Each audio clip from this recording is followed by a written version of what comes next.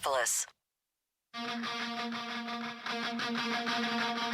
It's Query and Company. I'm going to be keeping you company for the next few hours. You are not going to believe the company. This company. You're going to bankrupt your mama's company? At least I have the radio to keep me company. On 93.5 and 107.5. The Fan. With the way you guys have turned around this program, you keep setting a new standard for the greatest moment in Indiana history. First, it was winning a game like Oregon on the road. Dante Moore, he takes the snap. He throws it. It's tipped up in the air. Indiana intercepts it. Indiana comes up with a football. Lewis Moore with the interception. Then it was beating Ohio State for the Big Ten championship. It's 3rd down and 6. Fernando takes it, back to throw, fires it down the field, and it is caught! Charlie Becker again! What a catch! Now it's winning the Rose Bowl for the first time and going to the semifinals. Here's the snap back to Fernando. Has time, rolling over the middle, he's got Becker! Oh, what a catch! Charlie Becker! Touchdown, Indiana! Fernando's there, he's under center. Himby is the running back. Here's the snap, fakes the handoff, looks to throw and does throw the end zone. Touchdown! Omar Cooper Jr. Touchdown, Indiana! Himby in the backfield now with Fernando Mendoza. Takes the snap, Fernando looks left, fires it down the field. He's got Surratt! Touchdown! What a perfect throw by Fernando! 24 yards, and Indiana scores again! How would you describe the turnaround and what you've been able to build in a short period of time? Be a hell of a movie. Well, my husband wants to do something. He wants to sing that damn song. I said a one, a two, and you know what to do. Who's your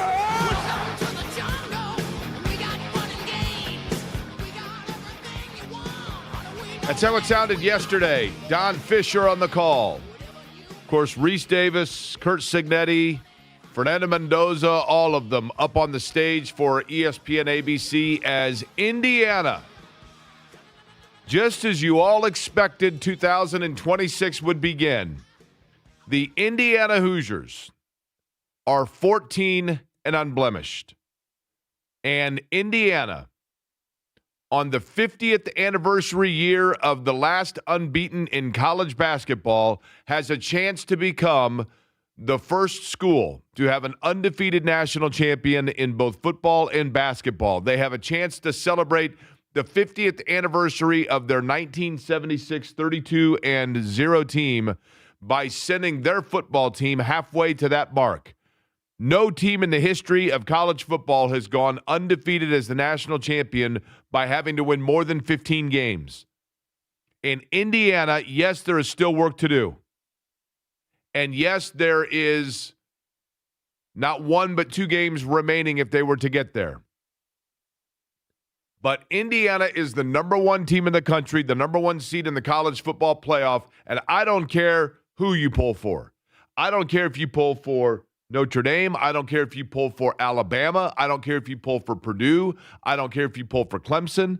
I don't care if you pull for Ball State. I don't care who you pull for. If you don't believe by now that the top team in college football is Kurt Signetti's Indiana Hoosiers, then I don't know what to tell you. Because they continue to answer every challenge. They continue to answer every bell. They continue to not blink. And while Kurt Signetti said it best, is this stage, were you worried this stage was going to be too big for you? And what did he say? Why? Because our name is Indiana? This is a new era of college football. This is a new lease on life for Indiana. This is a new direction as to how teams are built and where they are going. And we're going to talk about exactly how this has come to be on this Friday that feels like a Monday, the first show of 2026. And the thing is, I realize I'm probably talking right now to those of you that are fans of those schools I just mentioned, and probably not as many of you are Indiana fans. We probably have the least amount of Indiana football fans listening to us today of any show that we do, because from what I can tell, 90% of our audience is still in Pasadena. That place was overrun with Indiana fans. It was taken over. And I get it. If you're Alabama, far travel, and you've been to a gabillion games of note, and it's for Alabama, it's just another step, right? Even though it's a down Alabama year. But I'm going to get into just a second how this changes the complexity of college football and how the Indiana Fighting Hoosiers are the team that is doing it. But let me begin by saying to Eddie Garrison, good afternoon. Happy New Year to you, Eddie. I can't believe it's been a whole year since we've last seen each other. That's right. Did you do anything fun for New Year's? Went over, so Olivia, my girlfriend, we went over to some of her coworkers, hung out with them. It was a nice time. How about you? We went, we took my mom to dinner. My parents have gone to Bonefish Grill each and every year for, 20 years on New Year's Eve. And my dad, while unable to do that, my mom, Shannon and I were going to go to dinner, and Shannon just said, well, we should take your mom to Bonefish. Great idea. So we took my mom to Bonefish, and then we went, and after that, we actually went to the Broad Brew Pub to the Snug, had a beer there, and then went and watched, the different shows and the different things on, and the game, obviously, the Ohio State-Miami game, which was unbelievable. Fabulous game. And that's the other thing that got the year off to a great start, is we don't have to hear about Ohio State, which is awesome. But let me ask you this, and then I want to get into Indiana. To me, and I'm curious if anybody else felt this way, in years past, and maybe, Eddie, I'm going to rely on you here because you're younger than I and you've got your finger more on the pulse of, like, the pop cultural stuff. Oh, gosh. In past years, and I mean even recent past years, it seemed to me like you always had this great buildup and anticipation about New Year's, and you would hear ads on radio or television for different events taking place downtown, or restaurants would have, like, come out for our, such and such, just, flat price that includes your champagne and this entertainment and whatever else. Or the people had big parties or shindigs that you were going to, or it was, like, I'm going to a black tie party celebration, New Year's. It was a big thing. And then leading up to it, in the newspaper and on social media and other, you would see the things of the top 10 plays of 2025, the people that we've lost of 2025, the top songs of 2025, etc. That's typically what happens. And maybe it's just because I have a lot going on, but it felt to me like this year, a lot of that was just down. And not that people were poo-pooing New Year's, but it was just kind of like, oh, yeah, gosh, I forgot. Thursday's New Year's Day. Okay, cool. And then let's get together and do stuff. But it didn't seem like there was the universal cultural big build-up celebration. Now, am I wrong? I don't think you're wrong. I think that even goes back to, like, Christmas. Like, it didn't even feel like it was Christmas time, a week and a half, 2 weeks ago. Yeah. Now it's just, I don't know if it's the weather. I don't know. That I don't might know be a what it is. factor. The fact that we're getting older, so that we just kind of lose some of that, that childhood and that teenage and that early adulthood, like, energy and stuff like that. But either way, it is a new year, and it is a new time in college football. So friends, Hoosiers, Boilers, Cardinals, Sycamores, Little Giants, Tigers, Purple Aces, lend me your ears. Because I think what we're seeing right now is truly almost a revolution in college football. And I don't need hyperbole here. I don't. Kurt Signetti yesterday said this would make a heck of a movie. And he's not wrong. But truth be told, it's a movie and a storyline that I think we've seen before. I think we've seen this before. And it hit me last night as I was sitting there and I was going over everything that went on. And I was thinking about the fact that Indiana got these great plays in the game from guys that were overlooked elsewhere. And so much of that game symbolized everything about Indiana. For example, there was a play early in the second quarter. Ohio State had, I think, a 3rd and 2, might have even been a 4th down play. And they tried to go trickery. They're going to go pitch back to the tailback and then throw back across, try to do a flea flicker type play. Indiana smelled it from the get-go. The only thing that was permeating the air for the senses of the nasal cavities of Indiana more than when are they going to figure it out? Because then something happened after the game that I found fitting. After the game, Indiana's up on the stage. They've done the trophy presentation to Kurt Signetti, and now Reese Davis is talking about the most valuable player of the Rose Bowl. And he's talking it up and he's building it up, and the camera's focusing in on Fernando Mendoza, the Heisman Trophy winner. And then they even went over and they're showing his parents in the crowd, and they're ISO'd on his mom because it is inevitable that Mendoza is going to be named the most valuable player in the Rose Bowl. A game where he was 14 of 16, threw 3 touchdowns, 192 yards, did everything that he was asked to do. And just as you think they're about to give it to Mendoza, they announce audible, and they give it to Pat Coogan of the offensive line. And everyone on the right side of the stage, every player for Indiana, jumps in unison to go celebrate the fact that they're giving the most valuable player to the captain of a unit, of a group. And I thought to myself, that's the only play today where there was a fake out that even Indiana didn't expect. Because every other play in that game that Alabama tried to run, when they tried to get cute, when they tried to do whatever Alabama tried to do, Indiana knew exactly where it was coming from. And that's when I realized this story's been told before. This story's been written before, and it's been executed before. And let me explain. Once upon a time, there was a group of people. As a matter of fact, Eddie, I don't know if you were able to pull this up, but one of our favorite characters from our favorite movie explained exactly what I'm about to tell almost perfectly. Jeff Spicoli perfectly laid out what happened when this country was founded back in the 1700s. What Jefferson was saying was, hey, we left this England place because it was bogus. So if we don't get some cool rules ourselves, pronto, we'll just be bogus too. Yeah? That's exactly right, Jeff.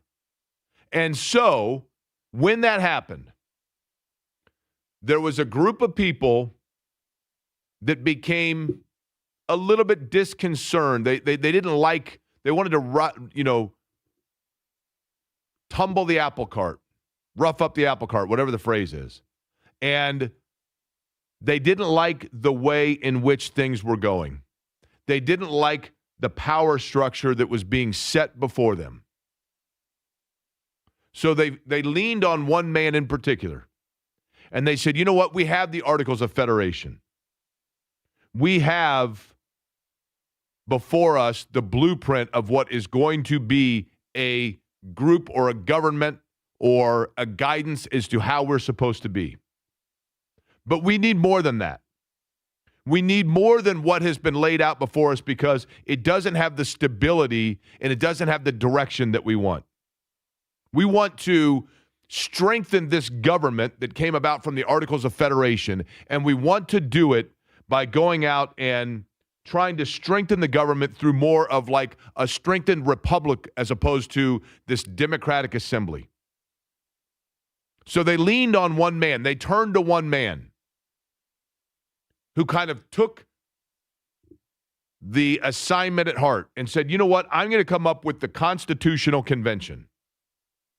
And when I do the Constitutional Convention, I'm going to basically say, look, we had a situation before us that was bogus. And if we don't get some cool rules ourselves pronto, we'll just be bogus too.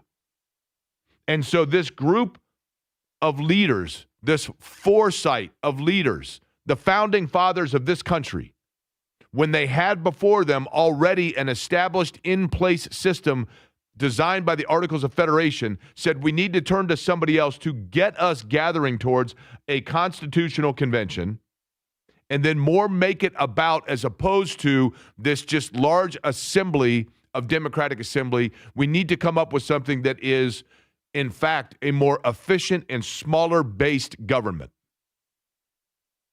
And so in doing that, this group of founding fathers, led by George Washington, who kind of oversaw everything, and George Washington turned to one of his key confidants, a guy that was kind of off to the side that you didn't hear as much about.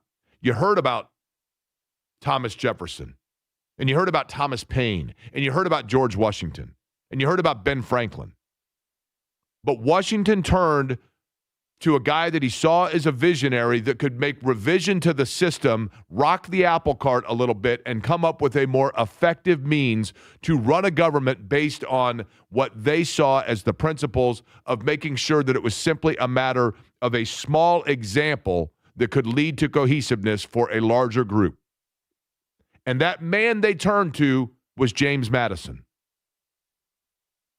Now, Indiana football, which has lost more games than anybody in the history of Division I.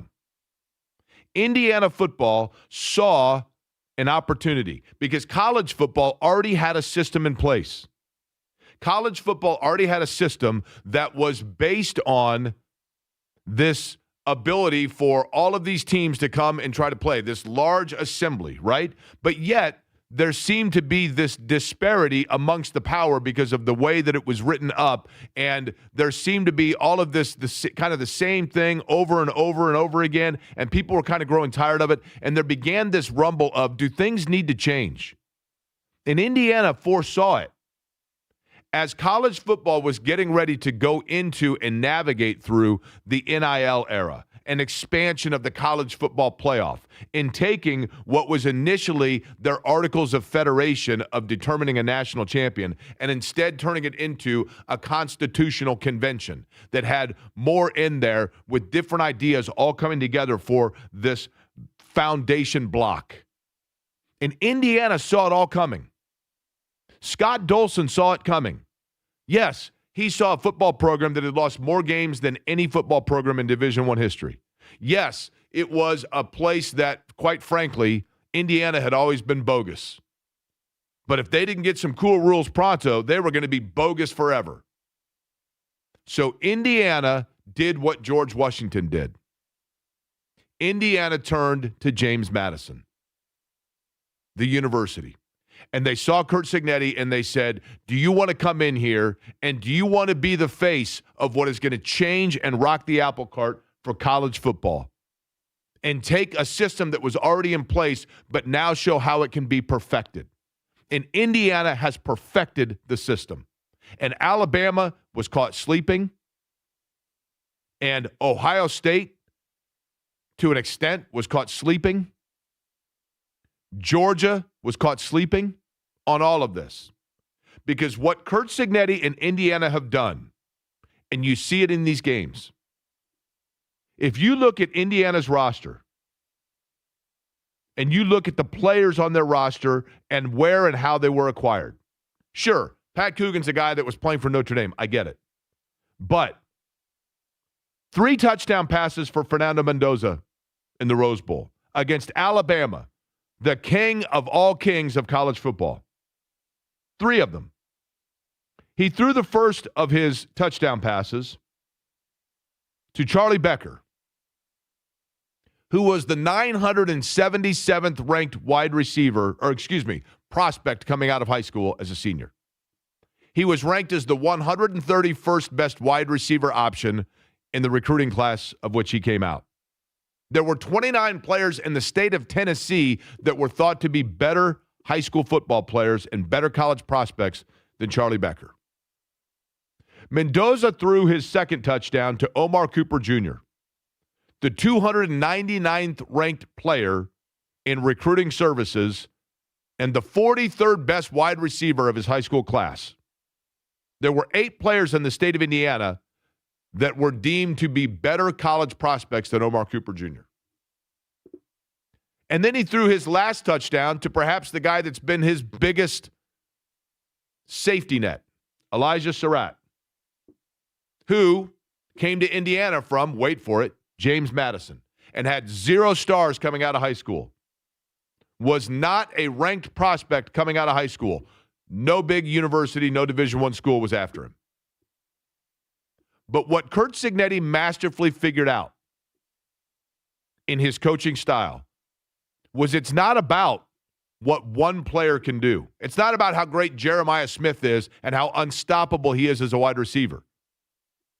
It's about a group of people coming together and saying there is safety, there is strength in making sure that each of us has our own area that we need to operate. And as long as we take care of that area and that little responsibility, we don't have to worry about what's going to happen in this game. Because individually, if all 22 of us, and yes, substitutions here and out, but as long as you're one of those 11 on the field, if you know your job to do and you execute your job better than the guy you're lining up against, you're going to win football games. And in addition to that, the way Indiana does it, which is masterful, I don't think Indiana overly worries about the game plan of Alabama. I don't think Indiana overly worries about the game plan of Oregon. Sure, they do. And sure, they seem more prepared than the other team by knowing exactly what that team's going to do. But Indiana's way of doing things, simply put, has been, we are going to go out, play our game, not make a single mistake, and then pounce every time you do. And you might only make 3 mistakes against Indiana. But guess what? They take advantage of all 3 of them. They don't make the mistakes themselves. And then boom, before you know it, 3-0 becomes 17-0, becomes 24-3, and you're like, what in the world just happened? And Indiana saw within the college football landscape, in the NIL era, they saw the opportunity. They said to themselves, this college football thing is bogus. These 4 schools getting invited to the BCS, and then that turning into like an 8-team playoff and having to win through your league and whatever else, it's bogus. And knowing that Texas A&M has ATM on their helmet for a reason because they're paying everybody like it's going out of style, and knowing that Ohio State has billions of dollars, and knowing that Alabama and other SEC schools have probably been funneling things from car dealers into top prospects since the beginning of time and masking it a million different ways. Knowing that all of that was about to become legal and that playing field was about to be leveled and made fair across the board, Indiana was the school that was ahead of everybody else. And they said, we're going to go ahead now with this new system. We're going to be in front of everybody on the line and start beating them at their own game by bringing in players that are coming here. And Indiana, when it comes to the NIL, yes, they got a high payroll. Yes, these are guys that are also using the chip on their shoulder, look at the opportunity before me, angle and motivation to win football games. But at the same time, Indiana was ahead of everybody else of saying, we are going to go out and use the transfer portal and the NIL access that we have to get guys to come in here. But we're not just going to start overpaying because a guy has 5 stars. We're going to look at, because we have a coach in Curt Cignetti that is getting up every single day and is outworking everyone. And as a behind-the-scenes guy forever. He was James Madison behind the scenes for a very long time. And he had worked for Nick Saban, who was the George Washington of the time. Because George Washington had this group of acolytes, Thomas Jefferson and John Adams and James Madison, just like Nick Saban had a group of acolytes that are now coaching Oregon and Ole Miss and Miami and Georgia, and wait for it, Indiana.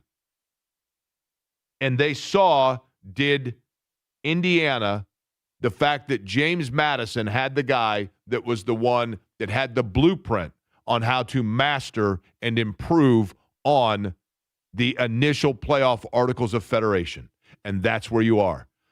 And it might well be the greatest sports story in college football. Is it the innocent of, it's the bad news bears that a bunch of guys that arrived in Bloomington, Indiana with their stuff in a knapsack and have been built up over 4.5 years into this dominant force? No. It is a group of players that came with one last chance to cement themselves as a college football legacy, and Indiana's the place where they have all collectively come together, this band of misfits. They are indeed experienced players who have been to a number of different places. That part is true. But every single school in the country had the opportunity to take advantage of it and build a roster. But it's more than just paying for players based on stats and stars. And it's about the thorough development, the design, the study, the film sessions of figuring out the collective nature of the personalities of how they're going to mesh together, and paying for character and belief as opposed to strictly X's and O's. And that's why Indiana is 2 wins away. Indiana is 8 quarters away from being the national champion in football. Think about that. The national champion in college football, the Indiana Hoosiers. And I know the Colts are taking on the Texans on Sunday. I know we got Riley Leonard starting at quarterback. I know that the Pacers are in action tonight taking on San Antonio, and it looks like Wemby's not going to be on the floor. And they're still looking for Rick Carlisle's 1,000th win. I know that Purdue is amongst the best team in college basketball. I think the best. And quite frankly, because Matt Painter kind of plays the basketball variation of the building and the understanding of teamwork. You know, something happened to me in college that I think speaks to this Indiana football team. And it's a lesson we all can take from Curt Cignetti in Indiana. And it's great. I was out last night. I went out. There are literally 1,100 people that are fans of Indiana football that are not in Pasadena that stayed back here. And of those 1,100, 964 of them yesterday were where I was watching the game. We went to the Ale in Castleton, a license to print money, fabulous place, efficient. Pizza was great. Sat there and watched the game. And all of these people, all of these fans of Indiana, everybody's watching it. And I'm thinking to myself, you know what?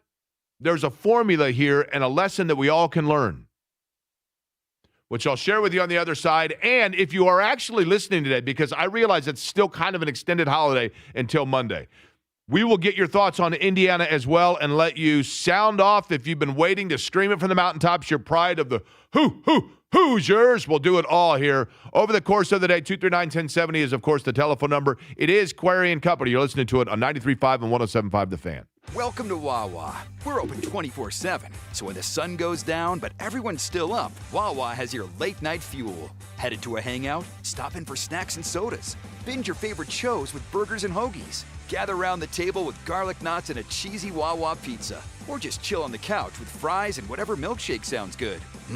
Your night just got a whole lot tastier. Freshly made burgers, pizza, and so much more. When you got a late night craving, you got a Wawa. Price and participation may vary by store. Take a break from all the bowl games and cheer on your Pacers Friday night. Murphy on the drive, and he throws down a thunderous right hand.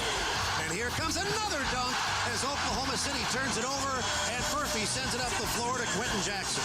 The Pacers host Victor Wembanyama and the San Antonio Spurs Friday at 7. It's the Spurs' only visit to the Fieldhouse this year. Get your tickets at Pacers.com/tickets. Pacers Spurs, Friday at 7. Hey there, Jake Query for Game Day Men's Health. GameDayMen'sHealth.com is where you can find a location near you. And I'm talking about, guys, think about this, okay? You hear so much about the different ways, you know, whether it be ED treatments, whether it be testosterone, whether it be peptide therapies, the testosterone replacement therapy. And I understand it. If you're like me, you're saying to yourself, you know what? I want to get that energy back. I want to make sure that I'm getting the right nutrients. I want to make sure that I am able to get up and get the energy just to get the exercise or whatever else it may be. But I'm just always so careful about what I'm putting in my body. And that's the beauty of Game Day Men's Health and what I love about Game Day Men's Health.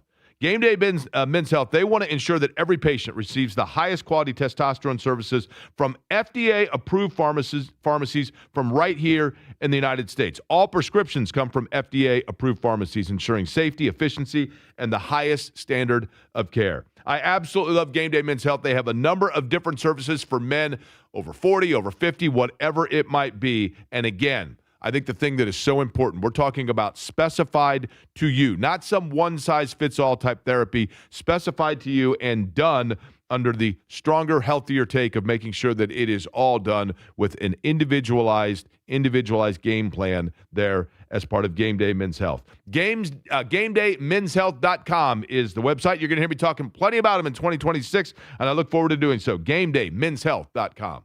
From military life to a rewarding career in IT, kickstart your new journey in a matter of months in the fields of IT and cybersecurity, including AI. Learn more at mycomputercareer.edu/CWP. Financial aid is available for qualified students, including VA benefits. Get ready to hoop. It's back. Time to try your skills around Indy locations with Michelob Ultra's Mini Hoops Challenge. Michelob Ultra Mini Hoops Challenge gives you a chance to win a Michelob Ultra basketball jersey and punch your ticket to the Mini Hoops Finals, where a trip to see Indiana versus Milwaukee in Milwaukee on February 6th is on the line, complete with a hotel gift card and $100 Visa gift card. Visit 1075thefan.com today to see all the locations and details. If you're one of the millions of Americans behind on your taxes, if you're afraid to open your mail because IRS collection letters could be coming, listen carefully. The IRS is cracking down, taking paychecks, freezing bank accounts, revoking passports. That's a fact. But here's what most people don't know. There are official tax relief programs designed to help struggling taxpayers. Programs that could save you thousands if you qualify. No one knows these programs better than the experts at Optima Tax Relief. Optima's award-winning team will fight to protect your paycheck, your passport, and your property. Their tax attorneys and licensed tax professionals will work tirelessly to get you the best deal possible with the IRS. Every day, penalties and interest keep piling up, so don't wait. Call Optima now for a free consultation. Call 800-354-2840. 800-354-2840. 800-354-2840. Optima Tax Relief. Some restrictions apply. For complete details, please visit OptimaTaxRelief.com. With Wawa's Rewards program, you can rack up points on the items you buy every day, even fuel. Boost your totals with a breakfast sizzling. Score points with your morning coffee. With Wawa Rewards, points put the power in your hands. You can choose to redeem them for what you love most, like an iced latte for an extra pick-me-up or your lunchtime hoagie. Download the Wawa app today. When you gotta get rewarded, you gotta Wawa. Fuel rewards not available in New Jersey or were legally prohibited. See full details at wawarewards.com. Price of participation may vary by store. If something happens to you, what happens to your family? Will they struggle financially? Will they be able to afford the home you built together? With Ethos, you can get life insurance coverage in minutes. Get up to $2 million in coverage for as little as $2 a day. All online with no medical exam. Just answer a few health questions. Get your free quote at ethos.com/talk. That's ethos.com/talk. Rates may vary. Billed monthly. Sample rate 10-year term life policy for a 35-year-old healthy non-smoking male. Stop just hoping the right applicants find your job. Sponsor it on Indeed and match with quality talent. Start at Indeed.com/credit. Again, that's Indeed.com/credit. The Ride with JMV. I go back to January and with Chris Ballard prior to that, just wanting to make dramatic changes because I felt it was time. But when you ask me in the present if I think they're going to do it, I would tell you by what they did with the 2 first-rounders, that tells you that they're going to be back. But what would change that? Would losing out this season? The Ride with JMV. Weekdays 3 to 6. On 93.5 and 107.5. The Fan.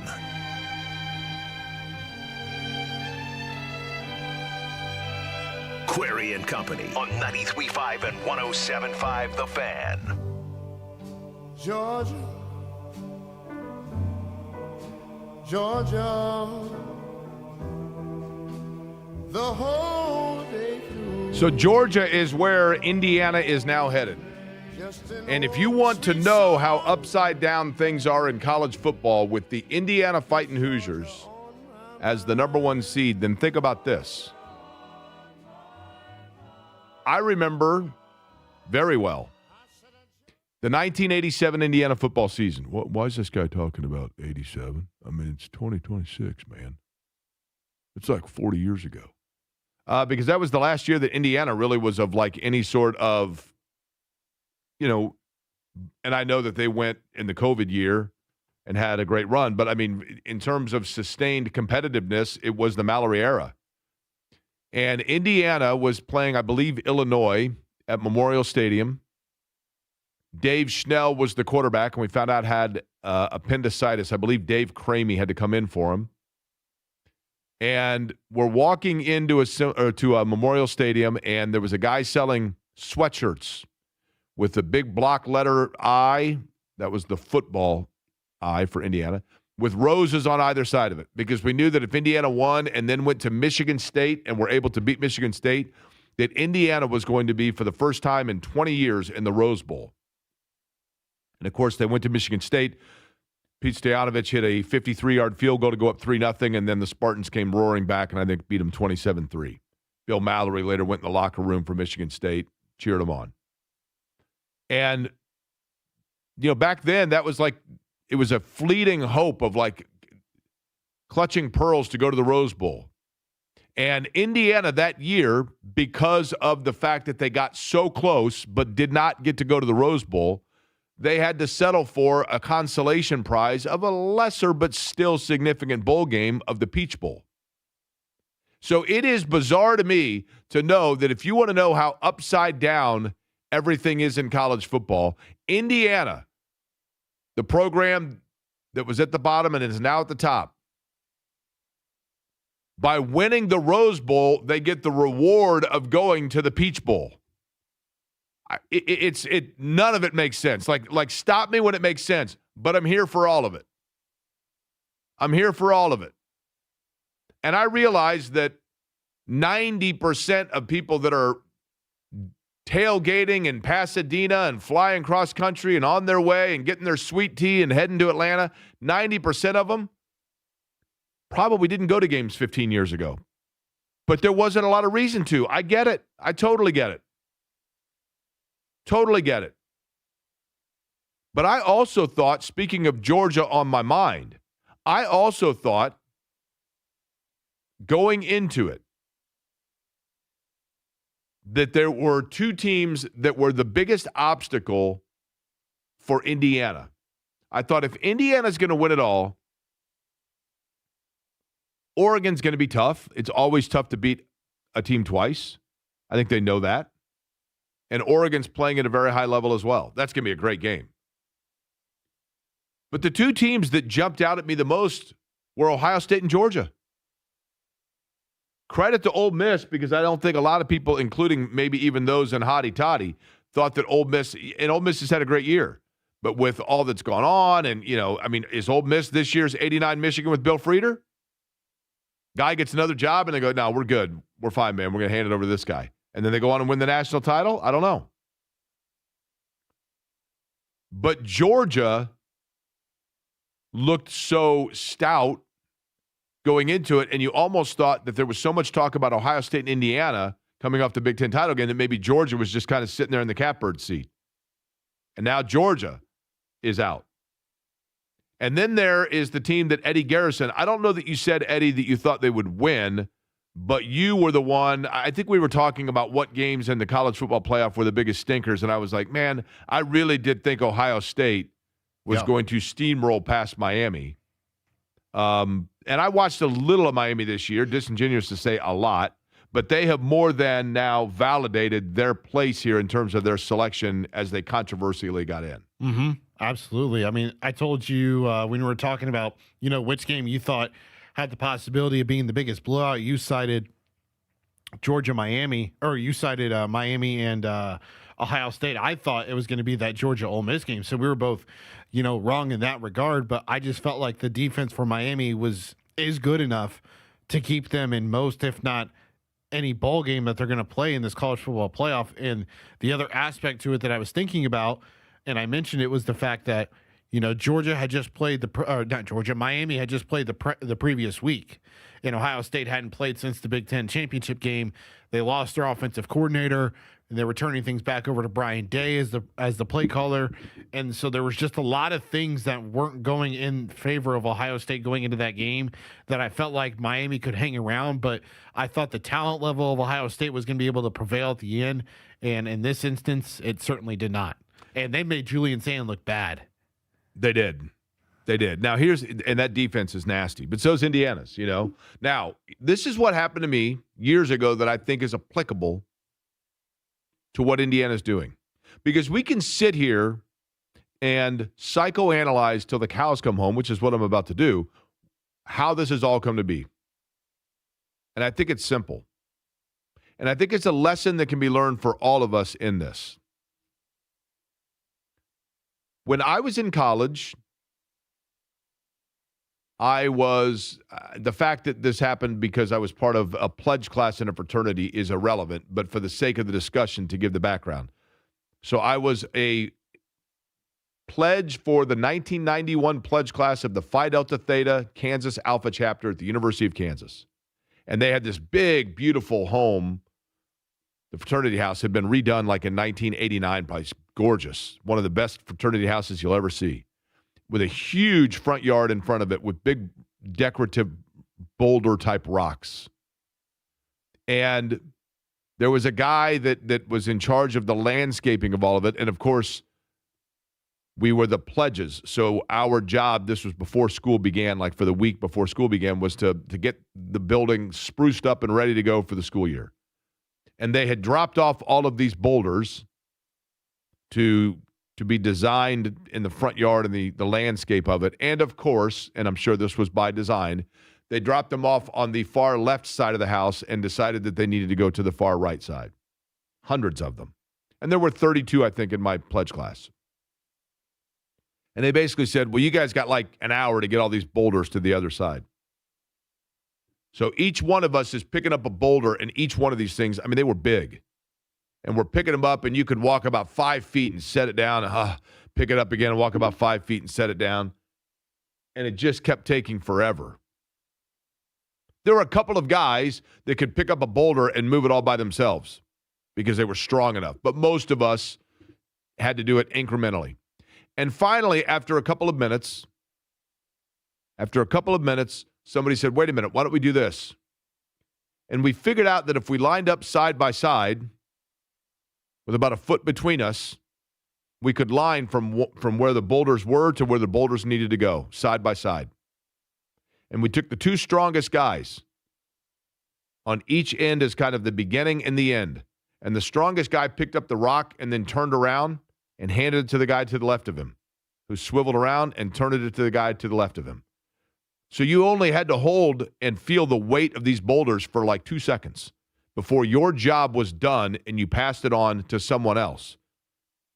And collectively, everyone working like that together, we were able to immediately, in literally a fraction of the time of what it would have taken otherwise if we individually were trying to do things, when we worked it together, the stress on each of us individually was limited, and the efficiency by which we were able to move all of the boulders from one side to the other side was seemingly instantaneous. And really without any, yeah, sure, I mean, you had to swivel from your right to your left. You catch your breath for a second, there comes another rock, and you pass it along. Indiana football is doing exactly that.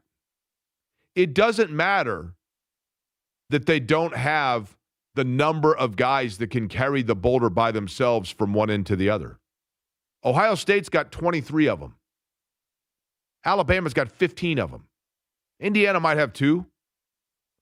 But Indiana masterfully, and Kurt Cignetti masterfully, figures out ways that so long as everyone is aligned on that field, knowing the small area that they are in charge of, and they execute and they do the best when that boulder comes their way, you grab it, you turn around, you hand it to the next guy, your job is complete, and you trust that the guy next to you is going to, again, hand you the same efficient play over and over. That's how Indiana plays football.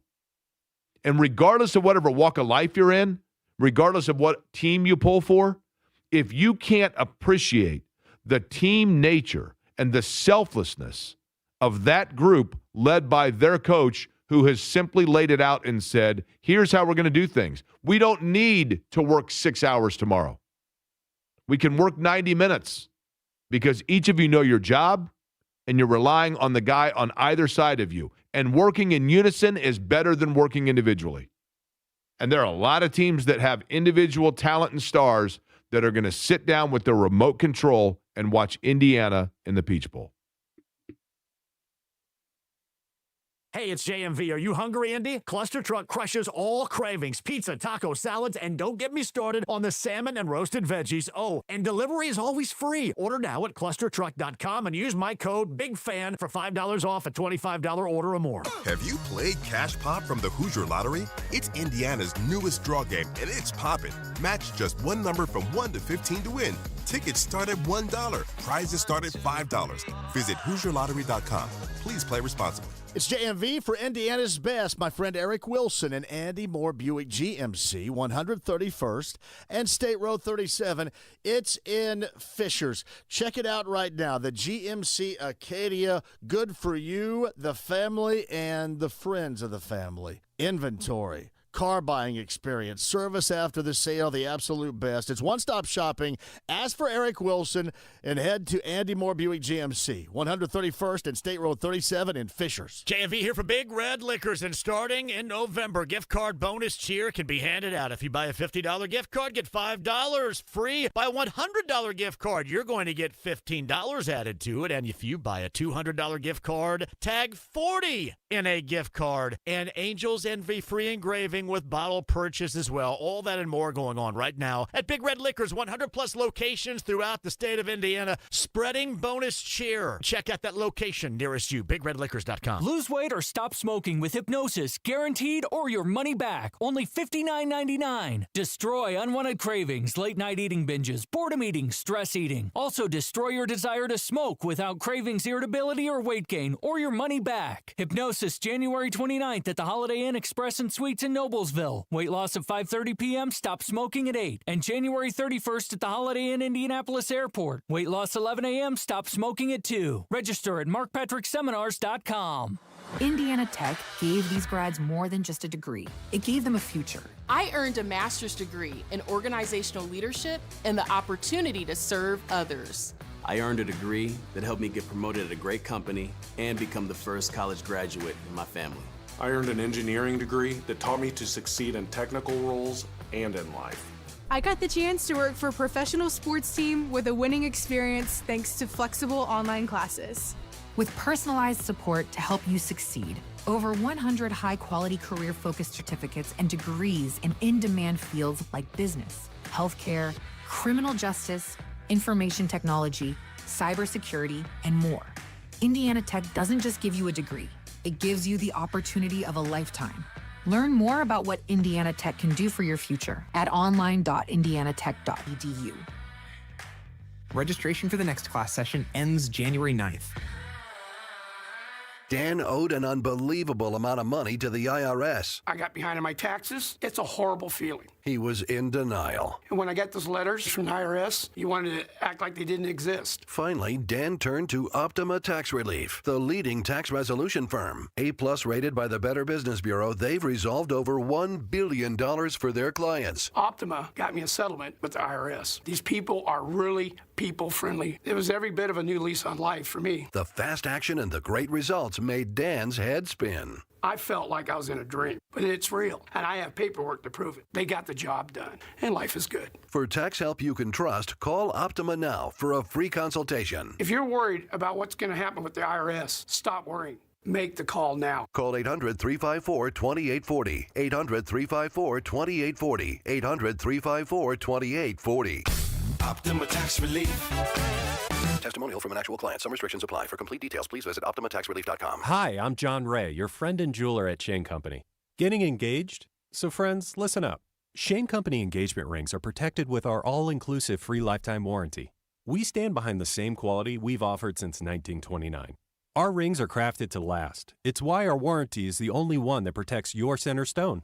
We also cover repairs, resizings, cleanings, and so much more. That's money you keep for you and your family. Because a friend always has your back. Shane Company, your friend and jeweler. If your car is less than 10 years old, there's likely something hidden in your radio. Another way for you to listen to The Fan. Go to 93.1 and look for the HD radio button. Press it, and you'll hear The Fan everywhere. Hey, it's JMV. Later on this afternoon at 3, Ralston's Draft House, Bud Light Blue Friday. Can you join me? We all need a beer or two, don't we? We'll discuss the Rose Bowl and more. Don't miss a second today at 3.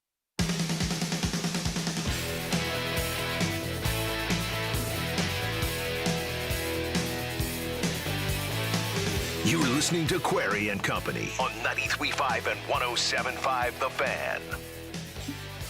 Pacers in action tonight, taking on the Spurs at Gainbridge Fieldhouse. Eddie, I don't know if officially San Antonio has ruled out Wembanyama, but I believe that's certainly trending that way from the hyperextension, they did right? rule him out yesterday. Yeah.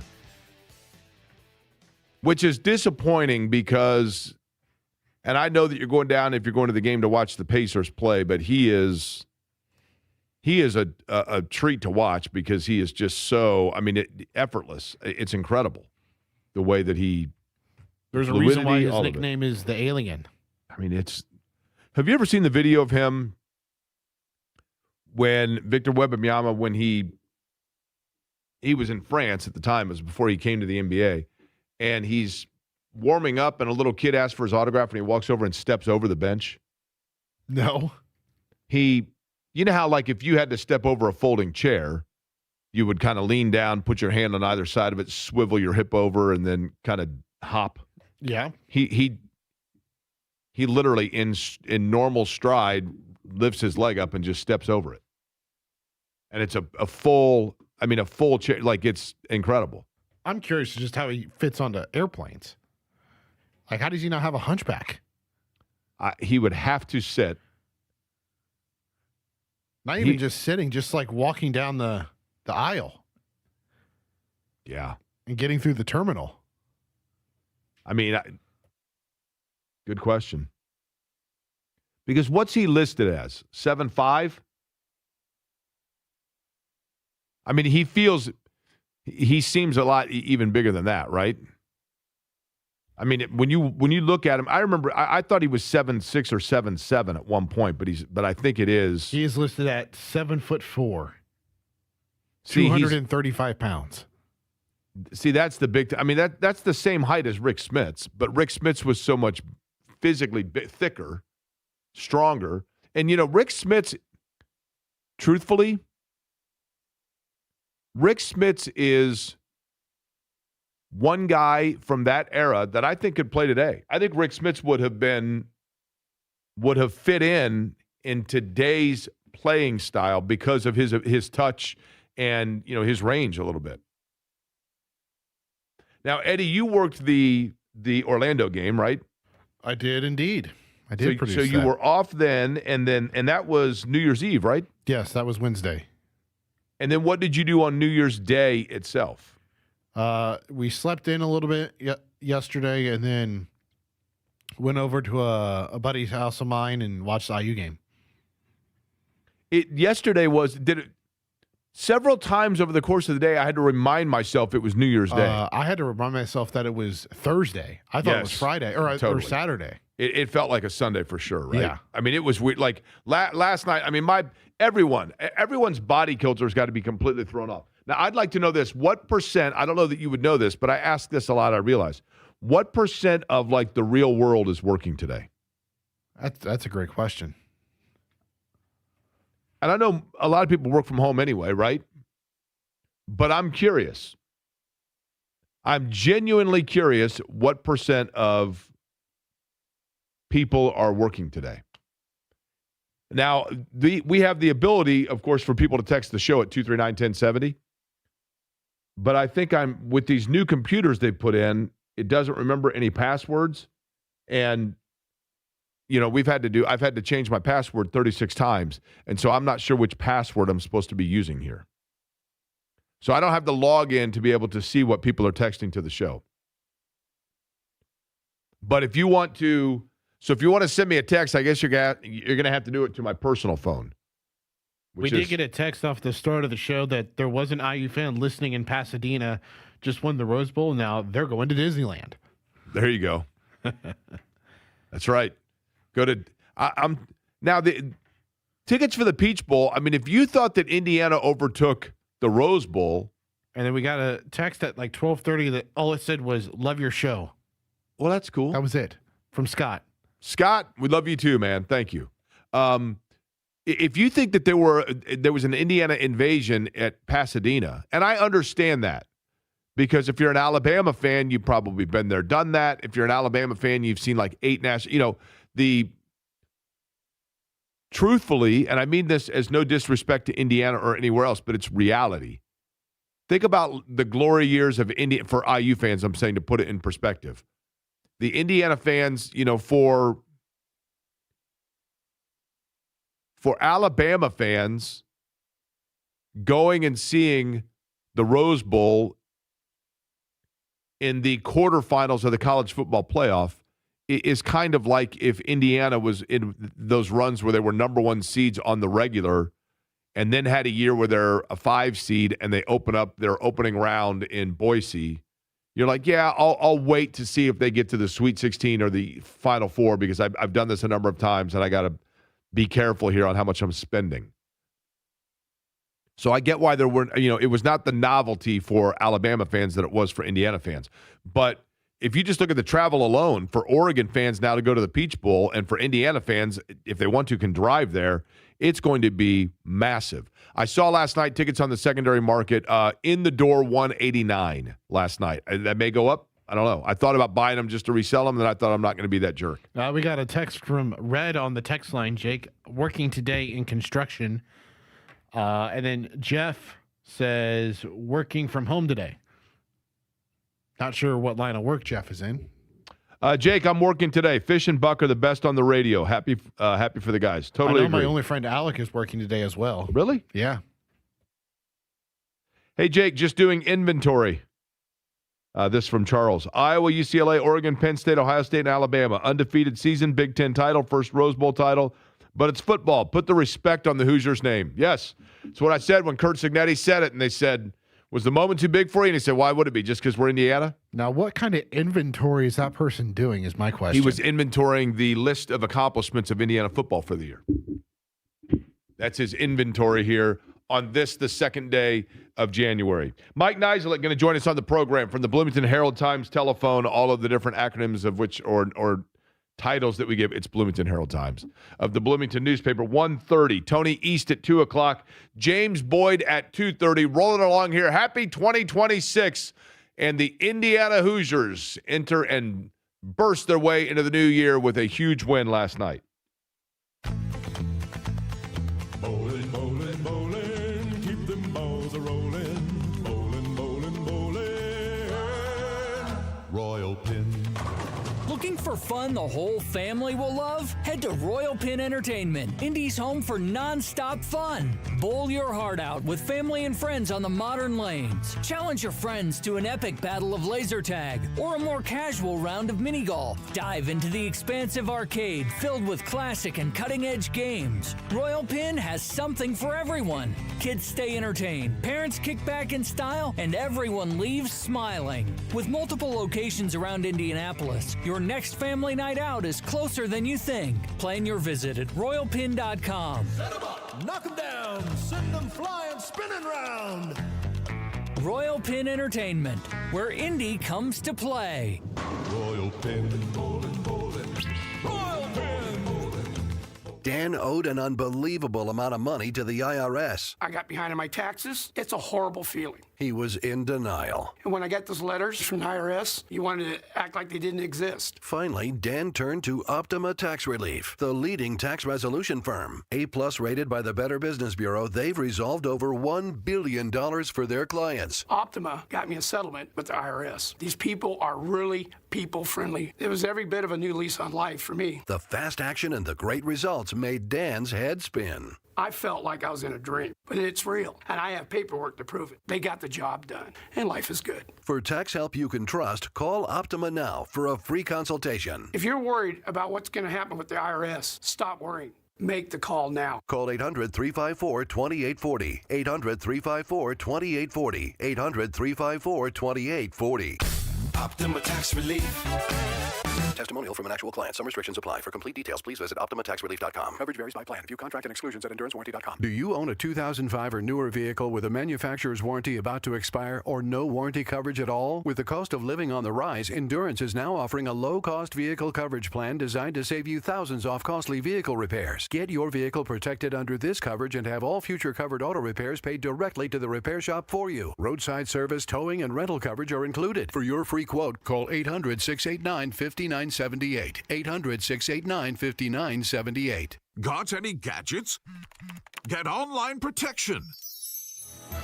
NordVPN has a ho-ho holiday deal just for you. Get up to 77% off plus 3 extra months. According to PC Mag, this VPN service is rated as outstanding. A single NordVPN account secures up to 10 devices. You can share online protection with your loved ones. NordVPN's Threat Protection Pro feature helps you block malware, avoid phishing, and stop annoying digital trackers. NordVPN scans the dark web and checks if your sensitive credentials haven't gotten into the wrong hands. This cybersecurity tool also encrypts your browsing. You can enjoy the internet with more peace of mind. Just a few taps and you're safer online. Let your gadgets sparkle with online security. Go to NordVPN.com and get up to 77% off plus 3 extra months. NordVPN. Hey, JMV, thinning hair this year. Grow your hair back like I did. Call 317-522-2995 or visit WeGrowHairIndy.com today. From the DriveHubler.com studios, this is 93.5 and 107.5 The Fan. WIBC HD2, W298BB, WIBC HD3, W228CX, Indianapolis. The Butler Bulldogs welcome the Villanova Wildcats to Hinkle Fieldhouse tomorrow at 11:30 on 93.5 and 107.5 The Fan. It's Query and Company. I'm going to be keeping you company for the next few hours. You are not going to believe the company. This company. You're going to bankrupt your mama's company? At least I have the radio to keep me company. On 93.5 and 107.5 The Fan. With the way you guys have turned around this program, you keep setting a new standard for the greatest moment in Indiana history. First, it was winning a game like Oregon on the road. Dante Moore, he takes the snap. He throws it. It's tipped up in the air. Indiana intercepts it. Indiana comes up with a football. Lewis Moore with the interception. Then it was beating Ohio State for the Big Ten championship. It's 3rd down and 6. Fernando takes it. Back to throw. Fires it down the field. And it is caught. Charlie Becker again. What a catch. Now it's winning the Rose Bowl for the first time and going to the semifinals. Here's the snap back to Fernando. Has time. Rolling over the middle. He's got Becker. Oh, what a catch. Charlie Becker. Touchdown, Indiana. Fernando's there. He's under center. Himby is the running back. Here's the snap. Fakes the handoff. Looks to throw and does throw at the end zone. Touchdown. Omar Cooper Jr. Touchdown, Indiana. Himby in the backfield now with Fernando Mendoza. Takes the snap. Fernando looks left. Fires it down the field. He's got Surratt. Touchdown. What a perfect throw by Fernando. 24 yards. And Indiana scores again. How would you describe the turnaround and what you've been able to build in a short period of time? Be a hell of a movie. Well, my husband wants to do something. He wants to sing that damn song. I said a 1, a 2, and you know what to do. Who's your ass?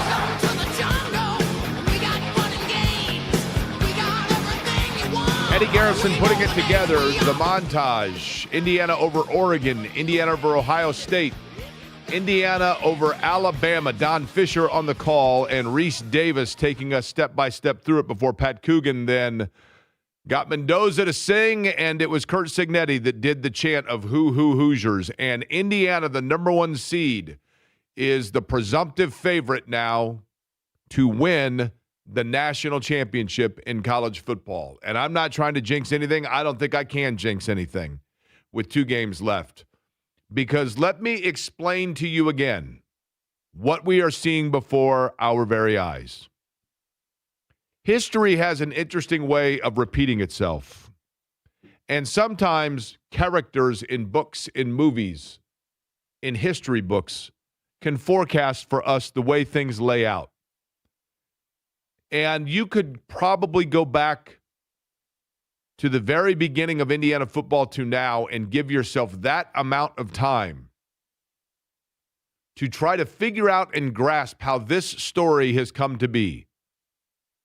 How it came to be that the football gods would select Indiana as the school that would masterfully turn it all around. And as I mentioned earlier today, I understand, I respect, and I appreciate that when you do a sports talk radio program in Indianapolis, Indiana, you have fans of myriad of schools listening to you. And it is not our job to show favoritism towards anyone versus another. And I certainly understand how tiresome it must be if you're a fan of a school other than Indiana to hear the talk of Indiana on the regular in Indianapolis within the media and et cetera. It is the largest alumni base in the United States, however. But I ask that you, whether you are a fan of Indiana State, Ball State, Notre Dame, Evansville, Purdue, Fort Wayne, IU Indy, Earlham, DePaul, Wabash, Hanover, Franklin, Huntington, all of it. I ask that you lend me your ears to simply hear this tale that would almost be unbelievable if not for the fact that it's happening before our very eyes. And how exactly did it happen? Allow me to explain, and why there's precedent to understand. And going back and opening up books and history books to know what we have before us. Forever, college football was dominated by the haves. The Michigan States, the Ohio States, the Alabamas, the USCs. Forever. And the college football national champion was always determined by the ranking in the polls at the end of the year. And that did not mean that it came without controversy in years. Georgia Tech and Washington splitting a national title. Florida State elevating over Notre Dame despite Notre Dame beating them in South Bend a month and a half prior. And then they came up with a 4-team playoff, the BCS as it was known. A lot of people said just drop the C. It was the BS. And each time that college football tried to come up with a system that would seemingly smooth things out and make things non-controversial, there was always something else by which to complain. If there were 4 teams that got in, how did the 5th not get in? If there was supposed to be conference champions and Ohio State in the COVID year, everybody knew was the best representative that had the best chance to actually advance and represent the Big Ten well and get the Big Ten more money. Let's come up with actually a different rule of number of games necessary so that Ohio State can get in. There was always something to be discussed. And then you throw into it the fact that you had programs that would pay players. SMU was nicknamed substantially messed up when they got the death penalty for the running ponies and just handing out money like it was going out of style, right? I mean, everything had worth in Fort Worth because SMU's bringing it all to you. And you had all these renegade programs and allegations and guys, guys sitting out games or being held out until their legality or their eligibility was determined. All kinds of stuff running amok. And then the NIL court settlement came out where, yes, in fact, players could be compensated, transfer portal, and basically this all entered into a new era of college football, a new method for it. And I thought to myself yesterday, this actually is something that I've seen this movie before. And it came to me actually 2 nights ago when, during a bout of insomnia, I turned on the television and saw one of the most fabulous movies ever made, a snub at the Oscars, quite frankly, from 1982. And it all came together to me when trying to figure out what it is about this Indiana team. It all came together to me in a moment of brilliant epiphany from our friend from 44 years ago, Mr. Jeff Spicoli. What Jefferson was saying was, hey, we left this England place because it was bogus. So if we don't get some cool rules ourselves, pronto, we'll just be bogus too. Yeah? Now, what Jeff Spicoli was talking about was the founding of America with Mr. Hand. And if you look at the founding of America, you actually learn and you actually can see what happened with the new foundation for Indiana. At the time of the American Revolution, when the United States had the founding fathers that were deciding that, in fact, England was bogus, and they needed to come up with some cool rules themselves pronto, or they were just going to be bogus too. George Washington was the epicenter of much of that. But he knew, as did many, that he was skeptical of the new path that was being blazed before, as written in the Articles of Confederation. And so a group of men looked at the Articles of Confederation that had been laid out before as a blueprint and a baseline of what this new country was going to be and this new established regime was going to have. And the Articles of Confederation said, you know what? This is all designed for essentially a democratic assembly. And certain guys said, you know what? It's not as much about a democratic assembly as it is making sure that there is like a personal responsibility into a smaller, finite group, and that if each person within their finite group does what it is that they need to do to be successful, then that will actually equate to success across the way for the masses. Not unlike the way Indiana football plays. In an era when you see big-time stars, big-time talent, and big-time celebrations, Indiana, after the Rose Bowl win, the most valuable player went to Pat Coogan as a representative of the offensive line. Because at Indiana, it's not about individual star. Interesting to say, because the biggest individual award in college football went to Fernando Mendoza of Indiana, who immediately said, I only have this award because of the other guys on the field with me.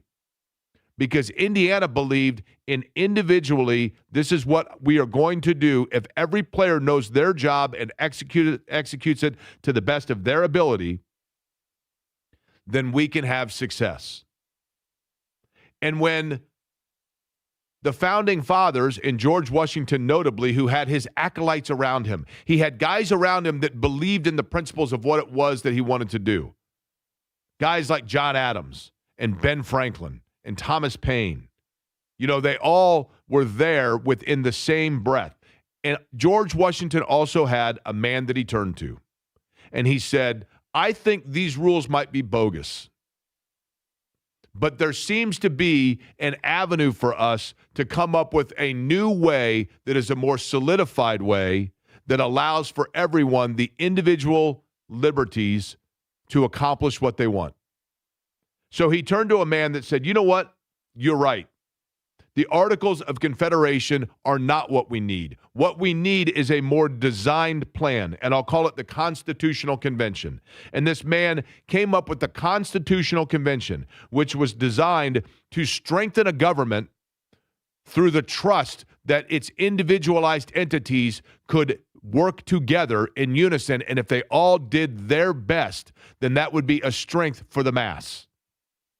And the man that George Washington turned to come up with all of that was named James Madison. And James Madison,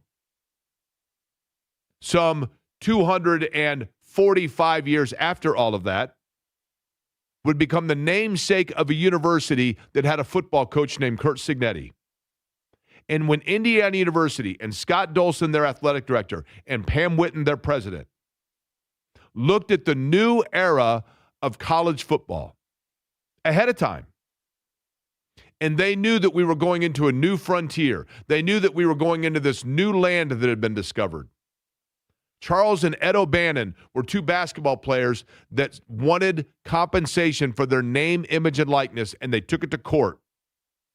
And that court was essentially the same, if you will, as the Spanish government funding the trip for Christopher Columbus, because it was setting sail into a new frontier of college athletics. And Pam Whitten and Scott Dolson saw this, and they saw that there was this foundation of the way college football was at that time, but they could see that there was something new, bigger, better, and more solid on the horizon. And so they themselves said, we need to come up with a new way of doing things here in this new era. We have been the losingest college football program in the history of Division I. Nobody has lost more college football games than Indiana. But we need to, with this new opportunity before us, this new land and horizon of college football, with the payment of players and NIL collective and transfer portal, we need to find someone that can navigate for us in blueprint how we can be the founding fathers of the new way of college football. And other programs had that opportunity. Other programs that have been mired in mediocrity or subpar play. Rice University, Rutgers, Idaho, Iowa State, other schools that have been good at times, had good programs, any of them, every single one of them had the same opportunity. But Indiana turned to James Madison, and they turned to Curt Cignetti. And Curt Cignetti went to Indiana and said, I need financial commitment. And the financial commitment I need is I'm going to give you a list of 50 players in the transfer portal that most fit what I want to do. And I need the money to get them here. I need the solidarity to bring them to Indiana. And I need the ability and the trust that you are going to allow me to painstakingly scout out what players I need. And Indiana said, deal. Done. Let's do it. Because this old way was bogus. And we're going to get some cool rules ourselves so that we're not bogus too. And Curt Cignetti came to Indiana, and yesterday there were two things that happened that most personified why Indiana is now the top program in college football on this, the second day of 2026. Indiana against Alabama, the blue blood and probably most tradition-laden program in college football. Alabama had a play late in the first half where they needed to pick up 2 yards, critical play, and they tried to get cute. And they did a reverse and a flea flicker attempt. And Indiana knew what was happening before Alabama even did. And Indiana went into that game knowing that in the 2 years of this new college football format, in the 2 years of the new constitutional convention that Indiana had mastered, that was the better version of the previous Articles of Confederation, Indiana knew that the teams that were coming off bye were zero. Donut. They were 0 for 6 going into that game. And Indiana knew that those odds were stacked against them because they were the one coming off a bye. But on that play, Indiana was so well prepared, so focused, that they didn't wilt in that attempted trick by Alabama because of their focus. And Indiana in that game didn't miss a beat from their win and their long layoff coming off of beating Ohio State in the Big Ten title game because of their focus. And that focus comes from Curt Cignetti coaching in a manner and a style that says, I'm not worried about where you've come from. I'm not worried about the number of stars that you had and how big a recruit you were coming out of college. I'm not worried about those things. Indiana had 3 touchdown passes yesterday, 3 receptions for Fernando Mendoza, who was 14 of 16 for just under 200 yards and 3 touchdowns. One of those touchdowns was to Charlie Becker, the 131st ranked wide receiver in his recruiting class coming out of high school, the 977th best prospect coming out of high school. Another was to Omar Cooper, the 9th-ranked high school player in the state of Indiana. In the state of Indiana, hardly known as a recruiting fertile blue blood Texas, California of players. 299th national recruit, Omar Cooper. And the last might be Fernando Mendoza's most reliable target and his favorite one, Elijah Surratt, who didn't even have a national profile of ranking when he came out. But Curt Cignetti is the kind of guy that says, I don't care about that. What I care about is for you to play at Indiana means I have painstakingly watched hours upon hours upon hours upon hours of video. And I watch more than the way you play. I watch the way you interact. I watch the way you come back to the sidelines and what your focus is.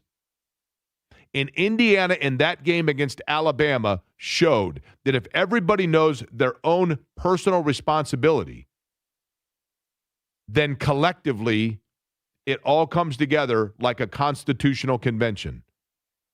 And the vision of what was found via James Madison, now brought to Bloomington, Indiana, is working.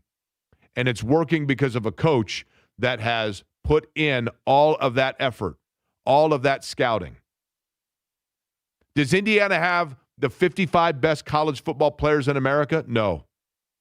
Does Indiana have the 55 guys that collectively come together knowing their role to form the best team? Yes. And that's why the most poignant moment and the most perfect, apt summary of it all was after the game, as Indiana is sitting on the Rose Bowl stage. The Rose Bowl stage, a place that Indiana fans only dreamed could be possible since the last time they went there in 1968. And Indiana wins the Rose Bowl, and there's rose petals coming down everywhere, and Curt Cignetti is holding up the trophy, and he's doing the Hoosiers, and like he's showing this like almost social awkwardness that makes it even that much cooler, and he smiles for the first time. What are you thinking now, Paul Feinbaum? And Don Fisher had that to say about ESPN's biggest blowhard mouthpiece megaphone about the SEC. Because Indiana is the one. Paul Feinbaum can sit there and talk about it all he wants. But Paul Feinbaum is like the rest of the college football world. They slept on what Indiana saw, which was the fact that there was a new wind of change coming. And the old rules were bogus, and the new rules weren't. And Indiana wasn't going to be bogus anymore. And Indiana was the one that had the foresight to be able to go out and make the change to put them in this position. And the greatest personification of all of it was afterwards when everyone believed that Fernando Mendoza was about to become the most valuable player of the Rose Bowl. And the ABC television camera or ESPN television camera is honed in on his parents, and Reese Davis is building it up, and Mendoza's sitting there, and his players are starting to pat him on the back. And then in the first audible fake to ever do in a Curt Cignetti Indiana team, they were all taken by surprise when they said, no, it's actually going to go to Pat Coogan, the representative of the offensive line. And Fernando Mendoza and Elijah Surratt were jumping up and down more than anybody, because that is the perfect example of the fact that for the very first time they were caught off guard, because it was the one thing for which they couldn't prepare and focus. But immediately their focus then came on celebrating the fact that they were recognizing a unit and a team versus a player. And there are fabulous players in college football, and these playoff games are absolutely spotted with them all over the place. Ohio State's got a handful of them, a plethora. Ohio State, the 2025 Ohio State Buckeyes, that basically are the Fab Five of their least favorite school, Michigan. Because Ohio State fans love to point out that the 1993 Michigan Wolverines, with Ray Jackson, Jimmy King, Chris Webber, Juwan Howard, and Jalen Rose, they were an awesome team. But you know how many Big Ten and national championships they won? None. Got a lot of hype, got a lot of praise, got a lot of billboards, got a lot of love, have a huge place in pop culture, but they didn't win anything. And yes, Ohio State last year did. But this year's Ohio State team, for that level of talent, for that level of the number of draft picks, wait till April, the number of times you hear Roger Goodell say, the Ohio State University, guess what they have to show for it in terms of Big Ten titles and national championships for this season? None. And Indiana, with their no stars, with their overlooked, with their bogus recruits, has come together as a unit under the vision of Curt Cignetti. And if you can't buy into the fact, regardless of who you root for, Evansville, Butler, Notre Dame, Purdue, Wabash, DePaul, Ball State, Earlham, whoever it might be, if you can't appreciate the storyline happening before us and the Hollywood script that almost seems like it's too good to be true, and yes, they still have 2 games to go, But if they win those 2 games, they will be the first team in the history of college football to go 16 and unblemished in a season. And Indiana University will become the first school to win a national championship in basketball and football, both with unbeaten records. Meaning the first to have an undefeated national champion in both sports. And it comes potentially on the year that we've been wondering forever what Indiana could do to one-up itself or to celebrate the fact that this is the half-century mark, the 50th anniversary of the 1976 Indiana basketball team going undefeated. And there is no one alive that thought Indiana would do it in football. But that's because Curt Cignetti didn't know this is where he would be until they finally came calling. And I'm here for it, and I love everything about it. Mike Niziolek covers Indiana for the Bloomington Herald-Times. He's going to join us other side. Tony East, 2 o'clock. James Boyd, 2:30. Feels like a Monday, but it's a Friday edition. Query & Company on the Fan. JV here for Win Schuler's Cheese Spreads, and I'm a big fan. In fact, I keep my favorite flavors in the station fridge. I'm talking original cheddar, sharp cheddar, bacon and cheddar, and pepper jack. It's a sure bet for a winning weekend spread. Tailgating, absolutely. Family gatherings, get-together, yeah, or just simply put, elite-level snacking. The spreadability, it is endless with Win Schuler's. Find it at your favorite grocer today, like Meijer and Gordon's Food Service. Hey there, Jake Query for Surfside. You know, last night I was watching the college football playoff, and they showed some very upset Georgia fans. But I thought to myself, you know what? They can't be totally upset because in their hand I noticed they were enjoying a Surfside, which is perfect for any occasion. Surfside, of course, just 100 calories, 2 grams of sugar. It is sunshine in a can. Talking about lemonade with a splash of vodka or iced tea with a splash of vodka, and new flavors coming out for 2026. I love Surfside because without that carbonation, it is so easy to drink and to enjoy. Please drink it responsibly, of course, and please be 21. Surfside, look for it wherever you buy your favorite adult beverages. Look for the can with the sunset stripes. Have you played Cash Pop from the Hoosier Lottery? It's Indiana's newest draw game, and it's poppin'. Match just one number from 1 to 15 to win. Tickets start at $1. Prizes start at $5. Visit HoosierLottery.com. Please play responsibly. Window Nation customers have been singing our praises for years. With fast, local service and a 96% customer satisfaction rating, the highest in the industry, it's no wonder. Here are real stories, real results from satisfied Window Nation customers. I researched window companies for the last year to see what the average prices were and the quality of work. Window Nation nailed both. Our Window Nation consultant, Daniel, was a 10 out of 10. They would not give up until they designed windows with safe, pure, and efficient material. Window Nation is amazing, legit, and affordable. Window Nation's highly durable, energy-efficient, customizable windows are built to last a lifetime. Right now, get 4 windows free with every 4 you buy, plus no interest for 2 years. But hurry, this offer ends soon. Schedule a fast in-home free estimate now. Call 866-90-NATION or visit windownation.com. That's 866-90-NATION. 866-90-NATION. You hear that?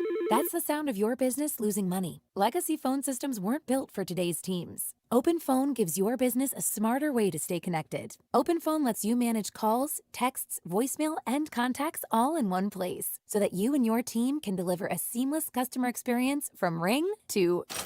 Need to take calls on the go? OpenPhone automatically transcribes, summarizes, and highlights next steps from every call, so you never miss a detail. Need insight into what closes a sale? With OpenPhone's AI call tags, you can instantly spot key topics like objections or pricing questions, and use those insights to coach your team and level up every customer interaction. And yes, you can bring your existing number with you for free. Keep your team in sync and your customers happy with OpenPhone. OpenPhone. No missed calls, no missed customers. Try OpenPhone for free at openphone.com/try and get 20% off your first 6 months. That's openphone.com/try. openphone.com/TRY. It's a new season with a new QB.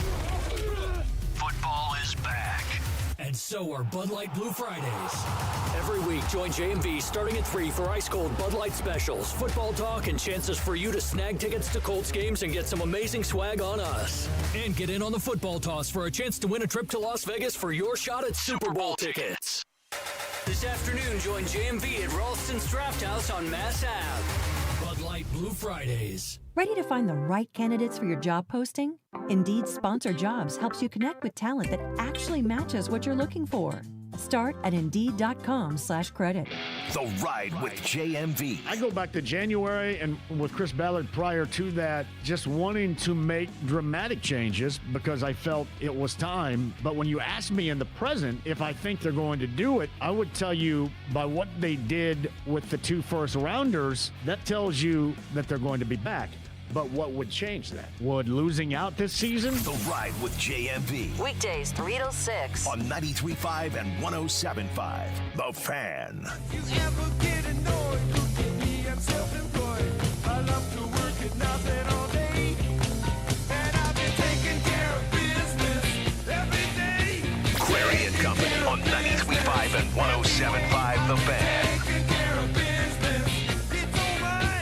He is our friend from the Bloomington Herald-Times. He is the beat writer for Indiana Athletics. He is Mike Nizilik, who joins us on the Java House Peel and Port guest line. And I got a feeling Mike Nizilik is going to love if I send him some, either the Wrangler Energy might be more what he needs, or the amazingly smooth Colombian coffee from Java House Peel and Pour Pods, because sleep deprivation probably a thing for Mike right now, but there's an energy, even though he is a media man and not necessarily there on a fan trip.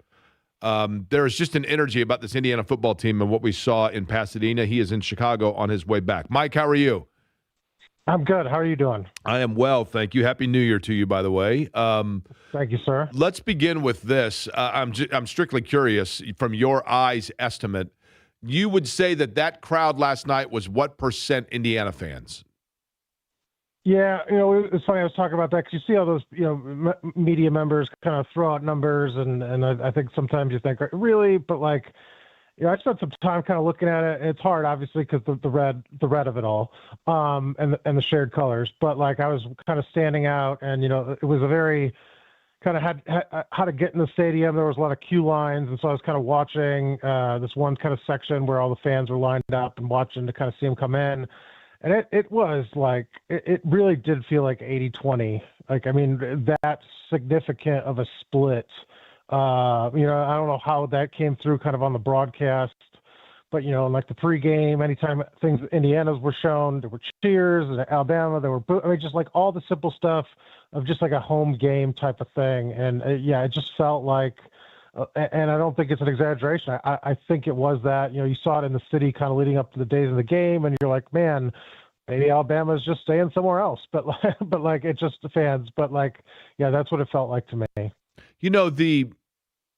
The story, there are so many storylines about this, Mike. And at this point, I think we should just throw out any doubts or any reason of doubts when it comes to Curt Cignetti-led teams. This is a remarkable job that he has done. Now, there is some truth to the fact that this is a veteran team. It's not a veteran team in terms of playing with one another, but it's a veteran team in terms of, they've used NIL to go out and put together this team of experienced players. But Indiana was the one team that showed no layoff, no signs of rust in terms of those with a bye. They are the only with a bye, obviously. That's well documented in the last 2 years to advance. Did you see anything that led you, that maybe raised your eyebrow in terms of a method that Cignetti used to keep his team focused throughout that layoff?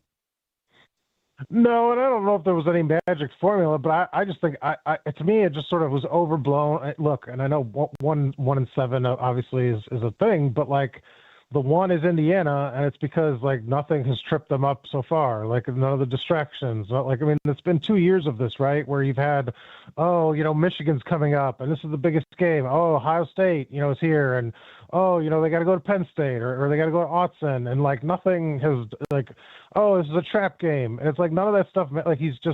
He's regimented. He sticks to his sort of system and schedule and routine, and these guys are bought in. You mentioned the experience, the core group of players that have experience with him. You still got all those JMU guys. I just feel like that they get it and have bought in, and there's no magic to it. I just think it's routine, right? And I know a lot of these teams try to stick to it, But I just think this group is just uniquely bought into what their coach is selling, I guess. At this point in it's 14 games, right? Is there an area for Indiana, Mike? I'll use the term susceptible. Is there an area of this football team where you feel they are susceptible that you have been surprised that no one has tried to take advantage of? I thought it was the offensive line in terms of like the pass rush and, like the first 3 plays. It was like, oh man, like this, Alabama might, figure it out, right? Get pressure, sack and use kind of some of the disguises or things that Indiana's throwing at people. And, I thought, the right side, you got a young kid there that hasn't played a ton, starting, and Bray Lynch just kind of looked a little shaky, and maybe it's up there, but and then they dominated up front, and especially, it was more the run game, obviously, but Fernando Mendoza had time kind of after that first drive, but that group really bullied Alabama up front, dominated, they ran the ball 50 times. It was nothing kind of fancy. It was, 4-yard, 5-yard chunks, and we're just going to hold the ball. They had a 10-minute, nearly 10-minute time of possession advantage. And so, I just think it's hard, because I think one of the keys, and it's sort of so simple and so easy, to just say it, but they don't make mistakes, right? It's unbelievable. We've seen the special teams mistakes have just killed teams in the playoffs, right? Last couple of weeks, or turnovers. And it's how do you? And because I saw people, my colleague was one of them, picked against Indiana, and I get that, but my question for them was especially when Alabama has not necessarily kind of played up to what they were doing, how is it? Where's the mistake going to happen? Where is Alabama going to be able to take advantage of that they win that game? And I just didn't see it. And so that to me is what makes them so hard to beat right now. Mike Nizilik is my guest. It seems to me, and you tell me if I'm oversimplifying this. It almost seems like we in the media or fans, whatever it might be, we get caught up in thinking that coaches are constantly attacking the opponent in terms of what's going to work against this team. And it seems like Indiana's formula is more so we're not as worried about what they're going to do. We're going to go out and make sure that we make 0 mistakes. And then knowing that every team is going to make 2 to 3 of them, we're going to pounce on it, take advantage of it, and beat you. And they just, before you know it, you're down 17 points, and then you're down 24, and you're waiting for Indiana to cause the hiccup, and it just doesn't happen. It seems like Indiana's preparation is more about the preparation of Indiana as opposed to the preparation against others. Is that overstating it? It's partial because I think their philosophy actually is just to attack at all times on both sides of the ball. But to your point, I think what they learned last year, what they didn't do is stick to their guns and they did get worried about what other teams did, what Ohio State did, what Notre Dame is, and said, oh, do we have to change? Oh, do we have to modify? Do we have to maybe less aggressive? Brian Haynes talked about that last year after the Notre Dame game on the big run. He's like, I did not do what I normally do in that situation, and I immediately regretted it, right? This year they've said, we've just got to be us. And, part of the formula is obviously don't make mistakes, but they attack. And but it's just sticking to how you call a game or how you approach kind of constructing a game plan. Don't let the opponent sort of dictate any sort of change, even though, Alabama had 9 5-stars starting. That shouldn't matter. That shouldn't change kind of how you approach calling plays. And I think it was a lesson they learned through defeat last year. And it changed, Oregon basically was kind of the first, I think the kind of the test that we're talking about. And they said, no, this is what we are. This is what we do. And then you've seen the results kind of every time they've had a big test. They have not veered from what's worked. They have not changed how they called it. And this is the results. Mike Nizilik is my guest. He's on the Java House Peel and Poor Guest line covering Indiana. Mike, let's look at, and it's funny. Part of me in my mind thinks we got plenty of time to break down the matchup with Oregon. Well, we don't. I mean, it's kind of now turn around and boom, there you go. When you look back to, and it feels like forever ago, but that game with Oregon and Indiana going into Eugene and winning that game, Was that one where Indiana strictly outwilled them, or was there something that Oregon didn't do and left on the table that Indiana now has to prepare for? Yeah, I think it's really interesting because it's like you get a rematch, and I feel like it's like a chess match for the coaches that, like, it's like, well, now we've seen everything you've done and we've gone up against it. And so, like, there's a lot of different layers to it now, and especially coaches that are really good, like Dan Lanning and Kurt Cignetti, obviously they're in the semifinals, but like, Dan Lanning, in terms of like, if you're talking about the next maybe most successful coach kind of over the last, not beyond 2 years since he took over Oregon, it's Dan Lanning, right? And so like he's really, really good in terms of X's and O's, in terms of program building. And so like you get in a rematch and it's like, man, what do you counter? And like to your point, like what do you change that didn't work or try to lean in that did work? Like Dante Moore didn't particularly play well. They didn't particularly protect the quarterback well. Like what do you do now? And obviously these teams, have, that was what week week 5 or week 6, but the 5th game for each team. Their body of work and what they've learned kind of throughout the season. I think they're both very different teams. Oregon's much improved. Indiana's learned a ton because they've, slayed so many dragons basically. And so like, I just think it's really interesting. I don't know what the answer is to like what Oregon has to because like I said, mistake free, like how do you beat this team? They've got athletes. I think they need to sort of lean into more of that in their skill position players and try to get them the ball. They did a lot of like stuff like side to side. I think they need to get vertical, and kind of try to expose Indiana that way, because Indiana's very good kind of on the sidelines like that. But like, go try to make your weapons kind of put stress on Indiana's defense because not many teams have done that.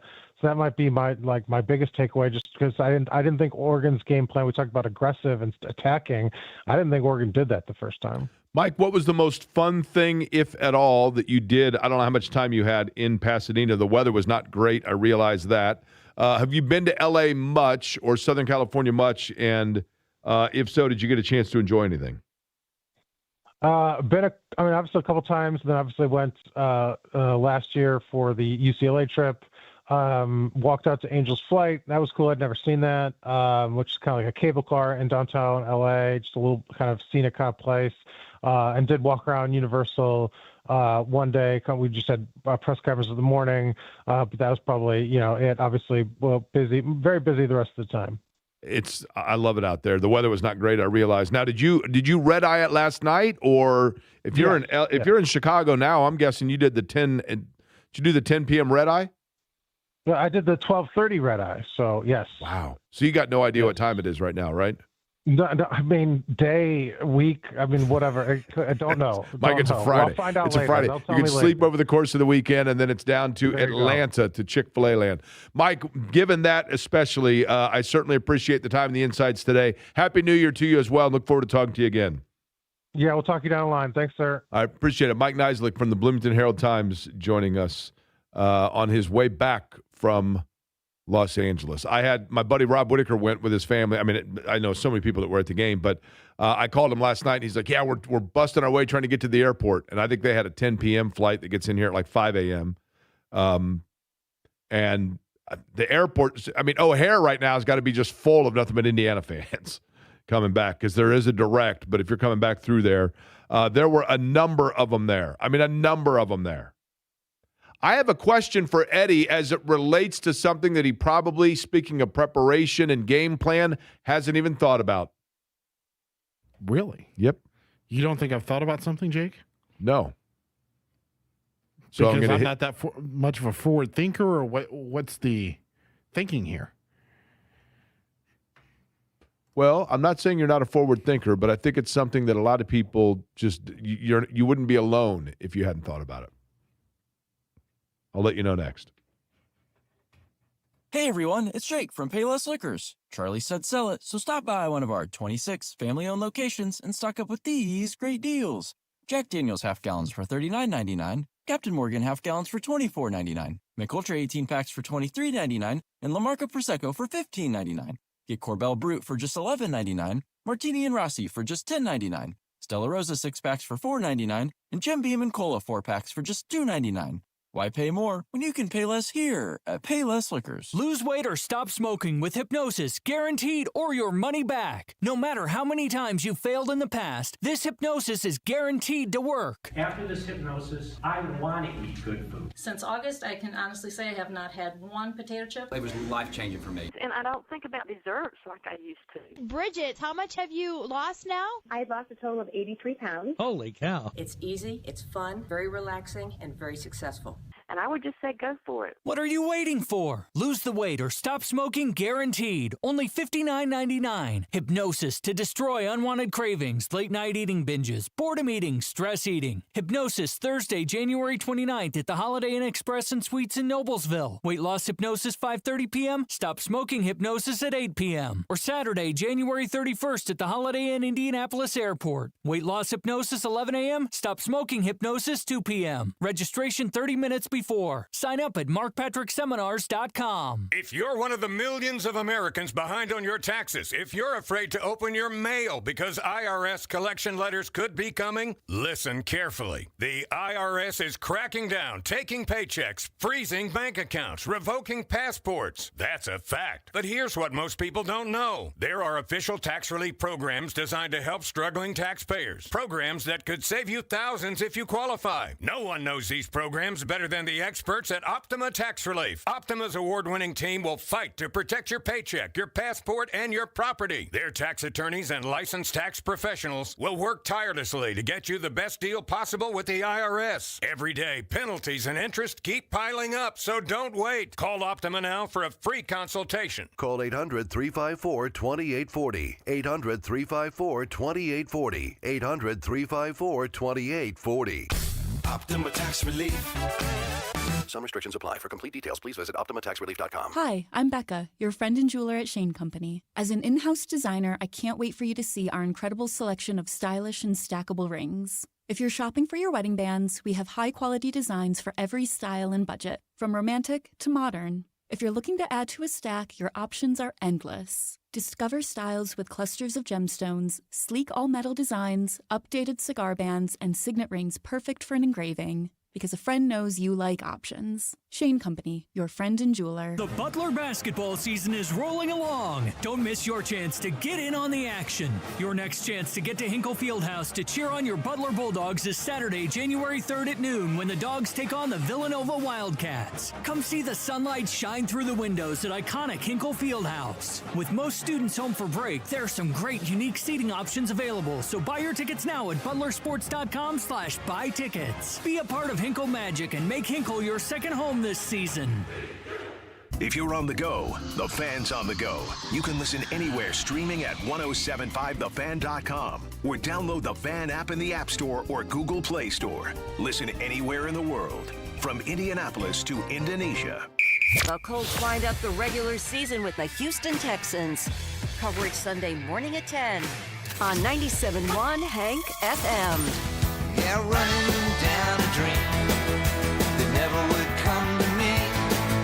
Working on a mystery, going wherever it leads. This is Aquarian Company on 93.5 and 107.5 The Fan. Okay, Eddie, here we go. On this, the second day of January 2026. Happy New Year to all of you. First chance we've had to talk to you in the new year. It is Resume Pad Day. It's what? Resume Pad Day. Okay. Give me a line of work not related to radio. Just give me a profession off the top of your head, Eddie. Let's go with the engineer. Engineer. So if you're an engineer for, well, I mean, my cousin owns an engineering company. We won't use that. We'll use give me a guy you went to high school with. Give me a last name of a guy you went to high school with. Smith. Smith. So you're an engineer for Smith Engineering Corporation, and you started there in 2019. You know, things are going okay. The job's fine, but you are surprised in the first week of January to come into work and find out that you are being laid off from your job. Now, this has happened to me. Derek and I think it was January 9th when we were let go from our previous position when we were doing radio together. But on your resume now, forever, you can put that you worked at Smith Engineering from 2019 to 2026. And it's like, oh, he worked there 7 years. Well, he worked there 2 days in 2026, but you're there nonetheless. Exactly. Resume pad day, baby. Let's go. So here's my question for you, Eddie Garrison, that I am going to predict you have not given a lot of thought. Not you personally. That's no indictment on you, Eddie. It's just a generalization that most people have not given this much thought. Okay. Give me your top New Year's resolution. I'm not a big New Year's resolution guy. Okay. So you have no goals for yourself? No. You have no aspirations of any higher level for yourself personally or professionally? No. Not that I'm willing to share over the radio, but yes. Now, why would you not share it over the radio? Oh, because I don't want words getting to other people. Oh. Yes. Other people meaning personally or professionally? I'm not saying one way or another. And what time of year would you anticipate this change might be taking place? That's a great question that I am still trying to figure out. Okay. Let me ask you one last question. Does your credit score have anything to do with potentially assisting or having anything to do with this endeavor? Not in this particular one. Okay. Already got the house. Oh. Okay. So what you're saying is what you might be looking for is the nickname. Knocking on wood, hopefully I don't need a new car anytime soon. So what you're saying is you might need to be looking for a variation of the nickname of the Indiana football stadium. Come again? What does Don Fisher call Memorial Stadium? The Rock. Might you be looking for one of those in 2026? I don't know. Okay. Well, thanks for participating in our dialogue. You're welcome. Thank you for trying to weasel your way into my personal life to now maybe get back to some people. Now, just so you know, if you want to know how trustworthy I am. Now, Jake, are you is that part of your New Year's resolution? Is The Rock? Yeah, maybe. Maybe. I'll believe it when I see it. Okay. You've been, what, 19 years? 20. Okay. Sorry, I didn't mean to undersell you there for a year. So you're saying that this might be the year that you become Indiana football, and there's still the chance of getting a ring, right? I'm not answering that question one way or another. What team or sport in this market that we discussed do you think needs to have for themselves the biggest sit down of a hard New Year's resolution conversation? I think without question it's Indianapolis Colts. That would seem to be accurate. Now you could even loop in the Indiana Pacers in this equation as well. Just because of where things are at right now. You know, you've lost 10 consecutive games, and I understand you don't have Tyrese Halliburton, but the drop off from last year to this year shouldn't be this dramatic. You go from one of the best offenses in the National Basketball Association to the literal worst. And defensively, they've struggled as well, right? Yeah, like they've had moments where they've been, stout defensively for sure, but it just seems like, I don't know, you always see the meme of like when you click one slider, another one turns on, and you click another slider, the other one turns off. Like the Pacers, when they have their offense working, their defense isn't working. When they have their defense working, their offense isn't working. Like they just have not been able to put all the right ingredients into the recipe this season. Yeah, I am very intrigued at this point because I think we can safely say we have a pretty good idea of where things are going to go for the Pacers. But I am really fascinated by what draft pick they end up with. And if it's somebody that is literally ready to plug and play. And it's been a long time since Indiana, Jarris Walker and Ben Mathurin were both lottery picks, but I don't know that you would say either one of them, Mathurin maybe more so than Walker, to be a plug-and-play guy. And if they end up with a top 3 pick, they may have their choice of guys that are plug-and-play right there. And And then I do kind of like what they have at the depth of the kind of center position play that they need, but they do not have the regular start. Miles Turner, for all you want to say about it, the way that he played was critically important to the way they play and the way that they want to play. I think there's that. And I think the other aspect, too, is like they just don't seem to have kind of like a vocal leader or that locker room guy to keep everything together. Like you heard Rick Carlisle after the game against Orlando talking about just some petty stuff has been what's been plaguing the Pacers this season and why it looks like they're not giving it their all every single night or not playing together some nights. And to me, that just kind of like signifies that they're missing something in the locker room to kind of prevent that stuff from happening. Like there's no more James Johnson on the roster. Right. I know he didn't play, but still the presence of James Johnson in the locker room. Yeah, glue guy. He kept everybody together, kept everything connected. The same for Tyrese Halliburton, but Tyrese is still there. But I mean, I think you lose a big voice in James Johnson. You lose a big voice on the court in Miles Turner, and obviously the play of Tyrese Halliburton as well.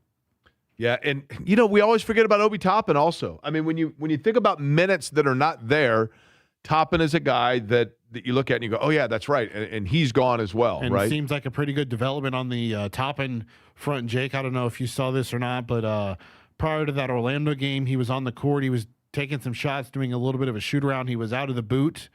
I know his expected return isn't until the start of February, but still nice to see that Toppin's progressing through that foot injury.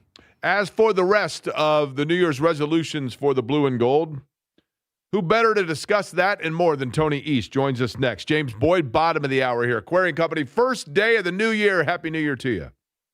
93.5 and 107.5 The Fan. Your home for indie sports. Now with even more ways to listen. Listen on air. Online at 1075thefan.com. And on our free app. Stay connected to all things indie sports, including the latest news, show blogs, and catch up on what you've missed with our podcast. We're never more than just a click away. Download our app at Google Play and on the App Store. From your home for indie sports. 93.5 and 107.5 The Fan. Without an Advent clinic nearby, people suffering needlessly from chronic nasal congestion and sinus infections would be stuck with either Band-Aid or Sledgehammer solutions. Band-Aids are pills or nasal sprays, and they're not true solutions. Surgery is a sledgehammer, and that's what we're trying to avoid.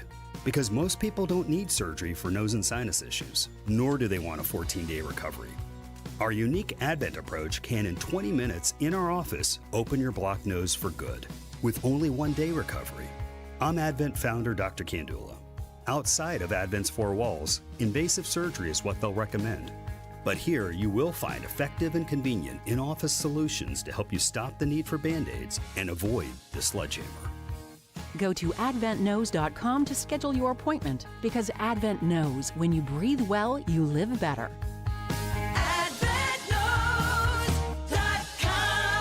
Most insurance accepted. If you're one of the millions of Americans behind on your taxes, if you're afraid to open your mail because IRS collection letters could be coming, listen carefully. The IRS is cracking down, taking paychecks, freezing bank accounts, revoking passports. That's a fact. But here's what most people don't know. There are official tax relief programs designed to help struggling taxpayers. Programs that could save you thousands if you qualify. No one knows these programs better than the experts at Optima Tax Relief. Optima's award-winning team will fight to protect your paycheck, your passport, and your property. Their tax attorneys and licensed tax professionals will work tirelessly to get you the best deal possible with the IRS. Every day, penalties and interest keep piling up, so don't wait. Call Optima now for a free consultation. Call 800-354-2840. 800-354-2840. 800-354-2840. Optima Tax Relief. Some restrictions apply. For complete details, please visit OptimaTaxRelief.com. You still thinking job change in the new year? Yeah, I need something that's in high demand and more stable in this economy. IT? Yeah, cybersecurity, maybe even AI. That's what I did. Really? How? Went to My Computer Career. You don't need any prior experience, and you could start your new career in a matter of months. A lot of IT pros go to school there, too, to level up. Sweet. Are classes online or on campus? Both. Wow, I'll check it out. Thanks. Make this your year. Take the free career evaluation now at mycomputercareer.edu, an Elite CompTIA certification partner. Financial aid is available to those who qualify, including VA benefits. You hear that? That's the sound of your business losing money. Legacy phone systems weren't built for today's teams. OpenPhone gives your business a smarter way to stay connected. OpenPhone lets you manage calls, texts, voicemail, and contacts all in one place so that you and your team can deliver a seamless customer experience from ring to... Need to take calls on the go? OpenPhone automatically transcribes, summarizes, and highlights next steps from every call, so you never miss a detail. Need insight into what closes a sale? With OpenPhone's AI call tags, you can instantly spot key topics like objections or pricing questions, and use those insights to coach your team and level up every customer interaction. And yes, you can bring your existing number with you for free. Keep your team in sync and your customers happy with OpenPhone. OpenPhone. No missed calls, no missed customers. Try OpenPhone for free at openphone.com/try and get 20% off your first 6 months. That's openphone.com/try. openphone.com/TRY. From the TribeHubler.com studios, this is 93.5 and 107.5 The Fan. WIBC HD2, HD3, Indianapolis. The Colts wind up the regular season with the Houston Texans. Coverage Sunday morning at 10 on 97.1 Hank FM.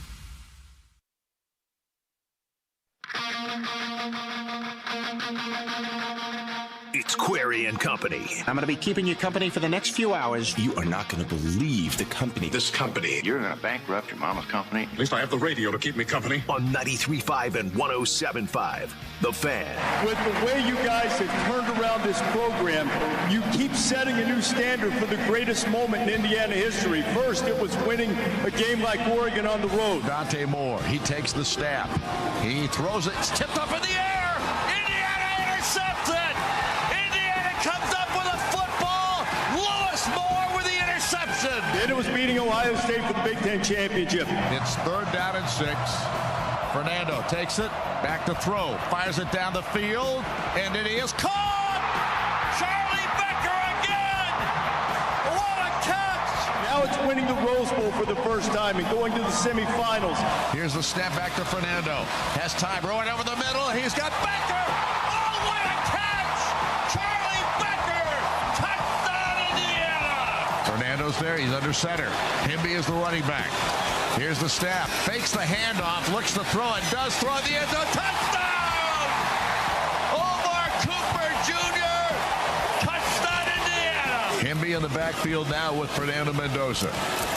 Takes the snap, Fernando looks left, fires it down the field, he's got Surratt, touchdown! What a perfect throw by Fernando, 24 yards, and Indiana scores again! How would you describe the turnaround and what you've been able to build in a short period of time? Be a hell of a movie. Well, my husband wants to do something. He wants to sing that damn song. I said a one, a two, and you know what to do. Who's your Reese Davis, Don Fisher on the radio call for the Indiana University Football Radio Network and Learfield. Obviously, you heard there as well from Pat Coogan, the offensive lineman, the center for Indiana, talking about Fernando Mendoza, and then Curt Cignetti's comment says, Indiana now is the presumptive favorite to win the national championship. Yes, there are 2 games left to play. The next one is a big one, a rematch against Oregon. But the thing that I think that people, myself included, might have simply overlooked about Indiana, and I mentioned it with Mike Nizilik there, we so often look at, especially when you get this far down the line, this late in the year, and you only have 4 teams left, oftentimes it's about the stardom of players. And it's about the, how good players are. Jeremiah Smith is probably the best player in college football. But with Indiana, the formula for success seemingly has not been about dwelling on individualized talent. And I'm not saying that Ohio State does that or Georgia or whatever else, but it's not about who Indiana is as much as it is simply this, or even about what you try to do against Indiana. I think it's as much about this. Curt Cignetti believes in quality over quantity. It's not about the number of stars you have coming in. It's not about the number of reps you have to play. It's about the quality and the way in which you go about it. They don't practice for 4 or 5 hours a day. They don't overdo things as much as simply this. They simply know what they need to do, and they perfect the manner in which they do it, and they do not make mistakes. And if you're playing against Indiana, it might be midway through the third quarter. It might be late in the game like it was in Eugene against Oregon. But eventually, the first mistake of the game is going to be turned in by you and not by Indiana. And Indiana pounces and thrives off that. That's their oxygen. And they don't make mistakes, and they simply wait for you to do so. And if you do so 2 to 3 times in a game, then that's 2 or 3 scores you're down. And that's the formula. It is more simple, and I don't think anybody has really stopped to think about that, myself included, that it is Indiana is winning by simplifying a formula that other teams try to outthink. And if you try to get cute against Indiana and you try to get creative and do trick plays, Indiana is ahead of it in terms of they are so well coached and they just take care of their area and they don't worry about the rest. And I thought the best thing that Curt Cignetti said is when he was asked, was there concern this moment would be too big for your team? And he said, why would it be too big for us? Just because our name says Indiana? And that's what I said going into the game. It's like A.J. Moye said when Indiana was playing Duke in 2002. Their jersey says Duke. It doesn't say Jesus Christ and the disciples. And that's the way you got to look at it. So now it's on to take on Oregon in the Peach Bowl. There is basketball to be played as well. It takes place tonight, Gainbridge Fieldhouse. San Antonio without Wembanyama. Joining us now in the Java House Peel and Pour guest line. You hear him on these radio airwaves. You also see him in terms of his work and hear it with Locked On Pacers, Forbes, WTHR, other places. Tony East joining us now. Tony, Happy New Year to you. Thank you. I'm buzzing. The Hoosiers are good at football. Jake, that's their first bowl win of my lifetime, and they beat Alabama in the Rose Bowl. That just sounds hilarious to say out loud. Now, when you say you're buzzing, you mean you've been drinking? I did, in fact, drink on New Year's. I don't drink very often these days, but I did enjoy a good allow me start to ask the this. And by the way, not to make me feel old, but that win in the Copper Bowl was over Baylor. I think it was 24-3. Vaughn Dunbar was on that team, Trent Green. I watched that at Chris Jordan's house.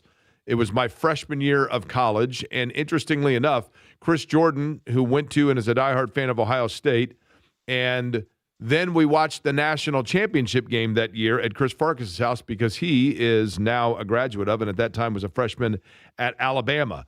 And the thought that Indiana ever, as we watched with Jordan's house adorned in Buckeye stuff and Farkas' house with Alabama stuff, the thought that ever the day would come where Indiana would have back-to-back wins over those two programs is literally the most absurd thing on the planet. And here we are, right? And convincing in one of the cases, like wasn't even close. It's just ridiculous. Before we get to the Pacers, let me ask this, Tony, since you mentioned that you had a few beverages on New Year's Eve. I asked this of Eddie earlier, and I want your perspective. And I'm asking you to openly disagree with me if I'm wrong here. It seems to me, and maybe this is because of I don't know, but more so this year than years past, it seems like collectively as a culture, New Year's Eve just kind of came and went on us, and it was like, oh, okay. And we didn't have, usually it's ubiquitous the week leading into New Year's of like advertisements or conversation of this restaurant's having a huge celebration for one price. You get this, that, and a champagne toast or a band that's going to be playing, or here's the big gala that's taking place downtown, or the fireworks will be here, or here is your top 20 stories of 2025, or the legends that we lost this past year, or the best songs of the year countdown, etc. And I kind of seemingly felt none of that this year. I'm not complaining about it. It wasn't like people were poo-pooing it. It just seemed like collectively we just kind of breezed past it and weren't paying attention. Am I totally wrong, or did I miss something? It's not. I think it's the day of the week, right? Like Thursday's kind of a crappy day for New Year's. It's the middle of the week. Something like my wife went back to work today. Right. It's a Friday. Well, obviously I did too, right? Yeah, right. Well, Pacers play obviously, but like I think that made it die a little bit, and that weird week between Christmas and New Year's didn't feel the same with the days of the week. That's what I think it was. So I am correct though in the fact that it just did seem kind of. I'm not saying I enjoyed it, right? But it just didn't have the same oomph of years past. I'm not wrong then, right? I agree with that. I would agree with that. All right, so let's talk about this. The new year of 26. That means 2025 has come to a close. That means the greatest season in Pacers history in terms of their NBA period, at least certainly in a postseason. We turn the calendar page now. What is the mindset, do you believe? I think most of us know that the Pacers are where they are because of attrition, injury, and then if you want to talk about some interesting lineups. But do you believe that the natives are beginning to get restless? And by that, I mean the veterans on this team.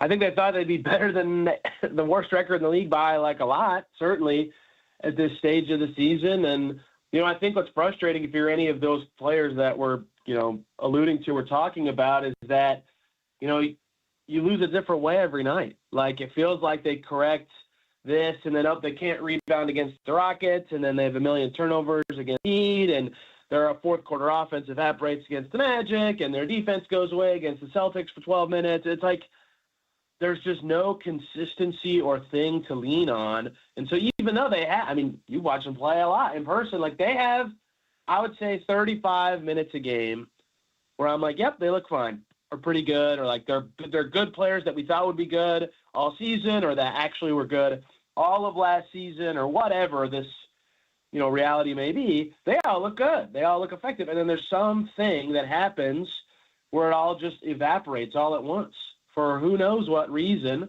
and then they lose because of that. And it's something different every time, which has to be so frustrating if you think you're talented enough to do it and you're not. You just can't actually get the wins that you feel like you should be getting. So I understand why it would be taxing, and it has been, and I understand why the reactions to their record are what they are, because this team looked like it could at least be decent, right? They've been close to a 500 team without Halliburton in past seasons, and they are not even in that ballpark or realm or whatever you want to say this year. It's not even close. Tony, when you look at the draft this year, and listen, it was during the finals, was it not, when that trade took place to get back their first-round pick? Yeah, my God. Yeah. Listen, I'm going to show, if I had to guess, I'm trying to think of who they traded with to get, who it was that had. New Orleans, the Pelicans. Was it New Orleans? I was thinking Oklahoma City, but so New Orleans. So they trade with New Orleans. Who did they send? Do you recall? The whole trade was just the 23rd pick the pick that they currently sent the Pelicans was top 4 protected for this year. It was the 23rd pick, and I think the draft rights to Mojave King for their pick this year. That was it. And the Pelicans bet was basically, oh my gosh, you guys are awesome. We want the picks now because we need young talent in the door. Let's do this now. Like you could be good again next year. It could be worse than 23, which is very funny in retrospect. So they end up with what is going to be, can we safely say that the odds are very high that they will have a top 5 pick?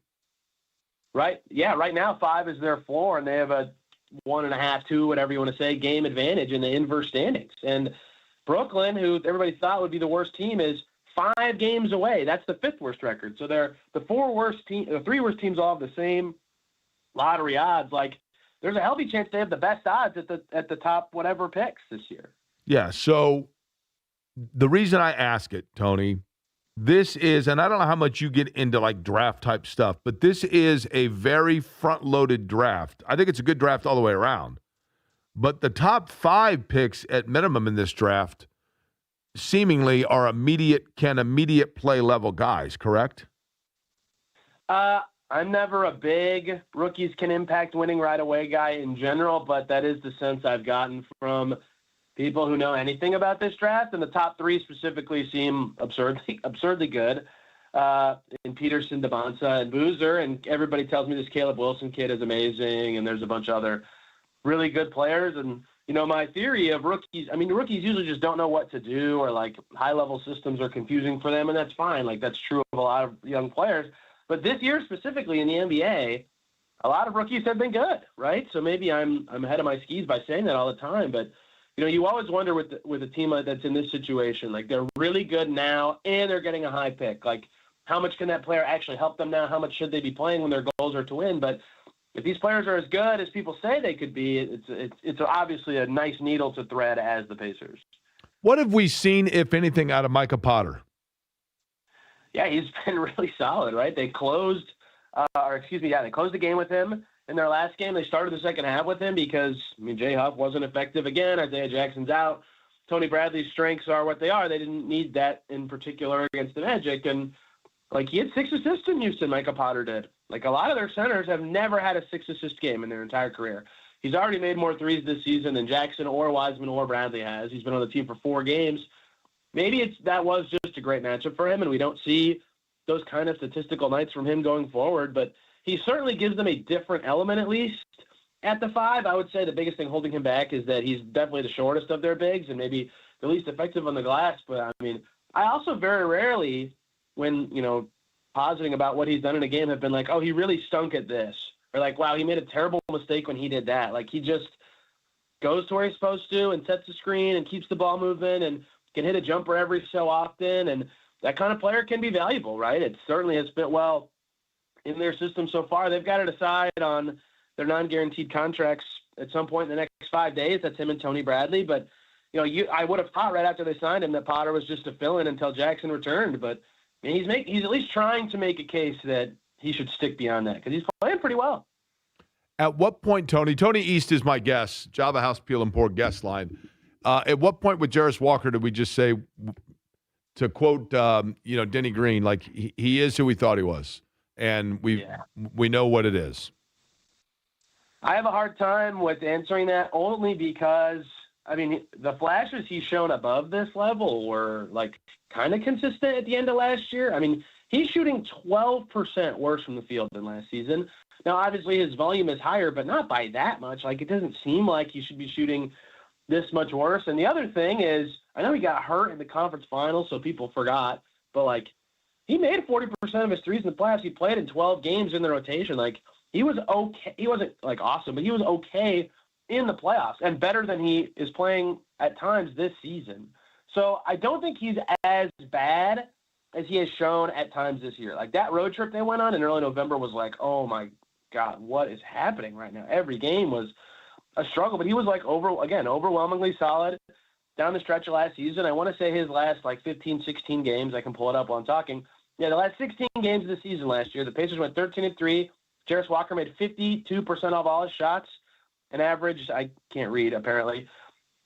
It was averaging healthy numbers across the board, 9 points a game, 4 rebounds. Then in the playoffs, continued to be productive before he hurt his ankle in that game 6 against the Knicks. So I've seen him be better than this. So I don't want to just use the judgment of this season to be like, it's over. But this is a lot of games where he looks, ineffective, or he makes a turnover that makes you scratch your head or whatever it is, even though the rebounding has been closer to what they hoped. Like, he does make passes that are nice for a connector type. He does make his shots. The last couple games he's been hitting. I think he's 9 for his last 14 from the field. Like, there is a framework of a player who is impactful in there, right? And we've seen that player exist in real important games before. But this is, he is like the least efficient player in the league on any sort of real volume. And that is who he's been for a lot of this season. His BPM is like bottom 5 in the entire NBA, which is one of those all-in-one impact stats. So I don't know that I think this is truly who he is. I think he's better than what he showed this year. But I do think he has showed that there is the role for him to be the most effective player that he currently can be in his current state is a very low-volume offensive player, like who is more of a connector than a play finisher or setup man. And that very much limits the ceiling of what he can do to help a team right now, because then he's just kind of like a size guy who's not that great on defense, and you're just kind of hoping moves the ball and doesn't turn it over that much. Tony, when you had me on your podcast, Locked On Pacers, probably a month ago, we were talking about Jarris Walker, and something I brought up to you is that I was just curious of all the injuries that the Pacers have endured this year, guys haven't been able to kind of clearly define their roles, and I think Jarris is still in that category. Like, do we even know what his role is with this team. And now that they're starting to get healthier, could we see that level of play that we saw the final month to 2 months of the regular season and the postseason that you just highlighted? Yeah, that's a great point. And we were kind of asking Rick Carlisle about that before the last game. Is like when you're looking at development and trying to plan what a player's development path is it harder to identify what they're getting better at or what kind of path they're on when you've been so hurt or you've signed so many new players, which they had to do all that because of their injuries. But that means that Jarris Walker in this game is a 3 playing next to these players, and in this game he's a 4 playing next to these guys. In this game he's playing in a small ball unit with no center with these guys, and in this game he's starting, in this game he's not, yada, yada. Like, you all understand it if you've watched the games. That could go on forever. That's hard. And, like, we've heard from some of these guys that, part of development is being able to be good when your role changes, right? So this is still not a good thing, but it is harder to be consistently impactful when you don't know where your shots are coming from every night, or the guys who are setting you up for those shots are different every night, or whatever it's going to be. That is different. So, again, if you're legitimately a great player, if your role changes, you're still going to be good, right? Obviously. So that is an obvious important distinction in this conversation. But him and Ben Shepherd, and honestly most guys with how injured the team has been, have had to play kind of a different role all the time. If you're a role player on the Pacers, your role has been different a lot. And I think that has hurt their chance of, consistent game prep, finding their spots every night. Whereas last year, like you're saying, they were really healthy down the stretch, really healthy. And into the playoffs, like, he was their only major injury until Game 7 of the finals, right? Like, they could have played everybody in the same role over and over and over again, and I think that helped. And so they're getting healthy now, knock on wood, for the first time in 30-whatever games. Like, maybe that will help, is having everybody back and ready to go, and then everybody's in the right seat on the bus and they can do what they're supposed to do, or they hope they were supposed to do. Tony East joins us on the Java House Peel and Pour guest line. Tony, after the game on Wednesday against Orlando, Rick Carlisle said, in the second half, we played like a team together that was supporting each other and not like strangers. That's how this has got to be. We're having too much petty nonsense going on during games that needs to go away. A two-parter here. Part one, what petty nonsense do you think that Rick Carlisle is alluding to? And part number two is what changed in the second half that looked like more of the Pacers of last year, where they were spreading the ball around and kind of looked more of a cohesive unit? Yeah, I tried to ask for specifics. I know he wasn't going to answer, but I did want to know if he had anything. But he kind of alluded to it because he mentioned when he led off about petty nonsense how much better their defense was in the second half. I think they allowed 68 points in the first half and 44 or something. I don't know if that math's right, but something like that in that game against Orlando. And so I said, okay, well, what was better in that second half? And he said, we were concerned with the play that was happening right now and the play that was going to be happening immediately next, and not whether we were touching the ball or getting a shot or not getting a shot, that kind of stuff. And that's when he went on to talk about what the team and the organization and ownership and all that is about, and distractions with officials. So I would say that was very coded, that it's something in there, right? It was someone not being thrilled with their touches. It was somebody blowing coverages. It was somebody not paying attention. They were too concerned with something else, whatever it may be. And I would also venture that they just went on a 2-game road trip, that, it's possible something could have happened there, that, now is the time to get that out after they played a game at home and had, more of their media present. And so, they've lost 10 in a row. Like, there's a lot of frustrating things going on. You just wonder what specifically it is. Like, I rewatched the whole game. I didn't notice any one thing that I thought, wow, that person is obviously complaining and rubbing wrong on his teammates. I saw stuff that they've done wrong in lots of other games. So I don't know that there was anything specific that happened in this game. Maybe it was just a culmination of it. But it's obviously noteworthy that it happens in a game where they change their lineup to start the second half. Jay Huff goes to the bench. Johnny Furphy goes to the bench. I'm not saying I was one of those guys. I'm just saying with so many changes, with something like that called out, you really wonder what happened, what kind of effect it had on the team. And their offense did die too. Like, their defense was way better, but they scored 15 points in the fourth quarter in a loss. So they still have to figure out what this is. But, after Siakam's comments a week or whatever ago about, wondering what guys are, focused on, and now this is the stuff you hear about in a 10-game losing streak. They've got to get the right attitude going, because this does them no good, right? Losing is obviously fine this year. They're in a position where they're almost certainly not going to make the playoffs, but you get nothing from this. If you get no development, you just lose every game pathetically, and then everybody's really upset. So they got to figure something out. Tony, if you had to, Tony East, my guest, Job House, Peel and Pour guest line,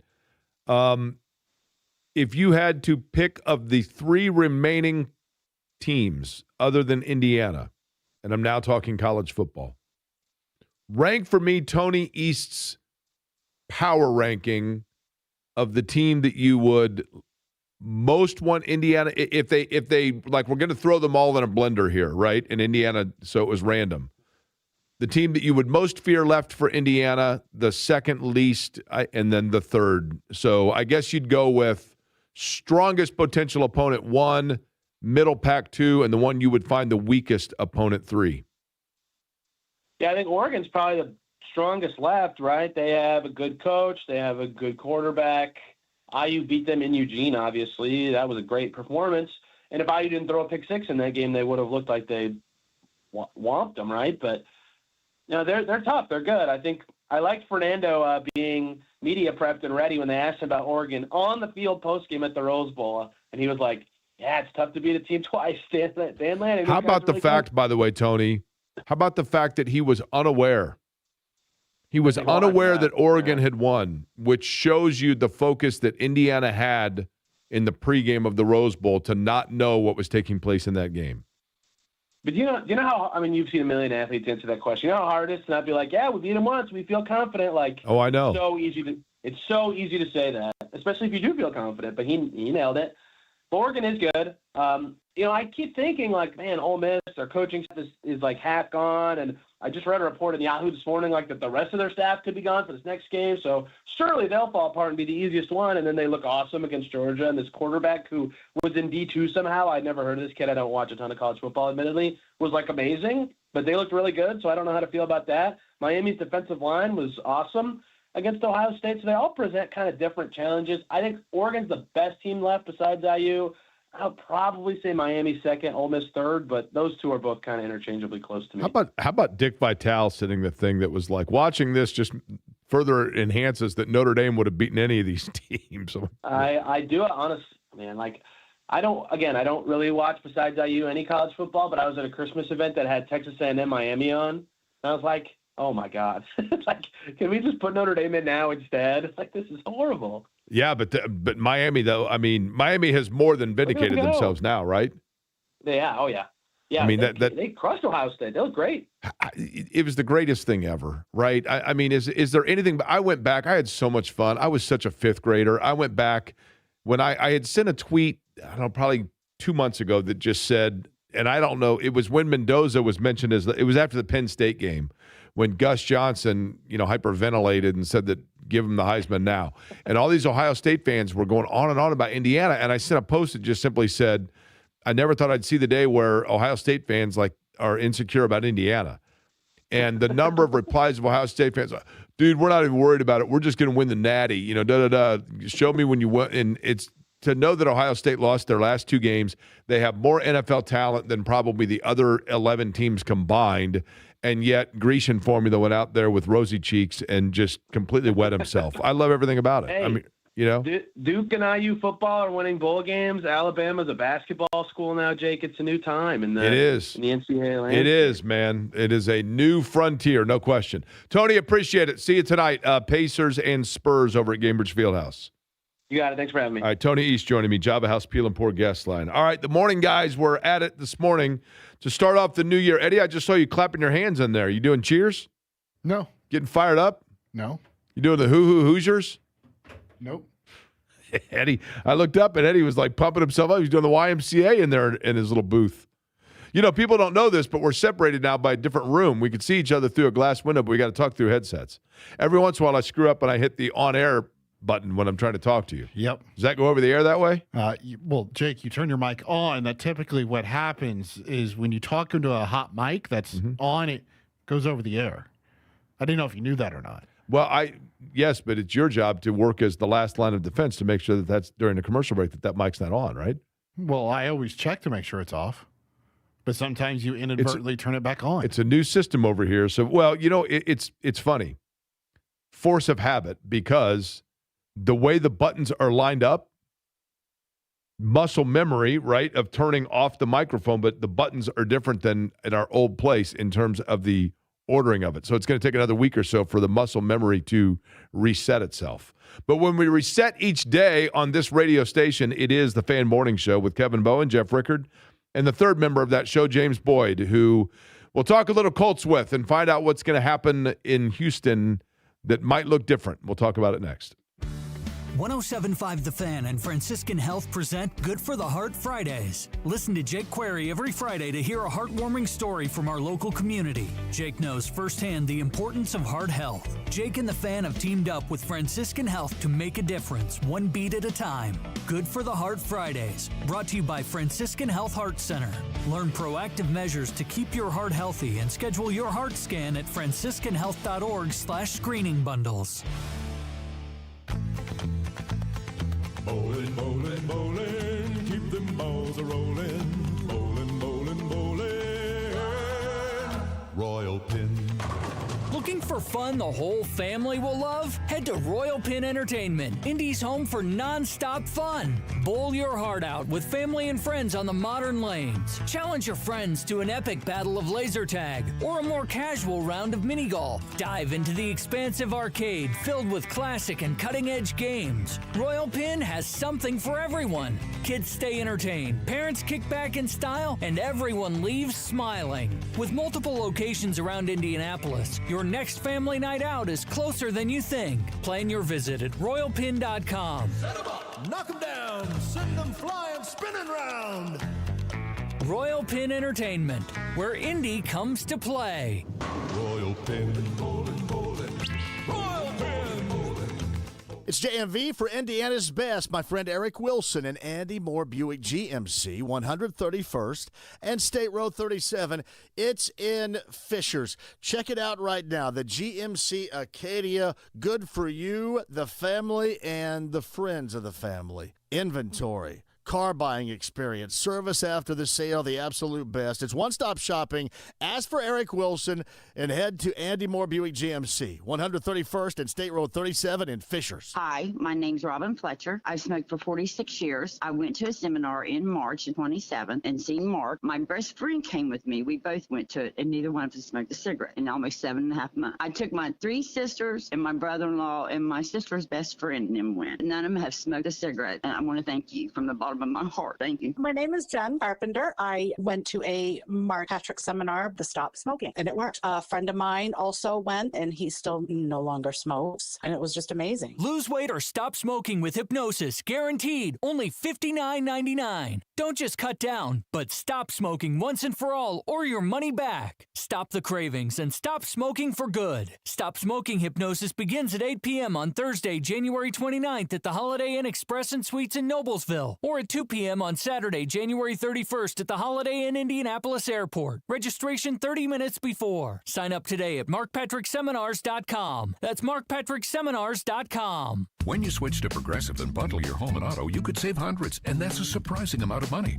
Whoa, that's like farmer's market money. That's like give me a gallon of that locally sourced raw honey money. That's certified organic heirloom tomatoes in every imaginable color except red money. That's let's get 2 pounds of pink oyster mushrooms money. I'm not even sure I like pink oyster mushrooms. Guess it's time to find out. Because you could save hundreds when you switch to Progressive and bundle. Then the world is your pink oyster mushroom.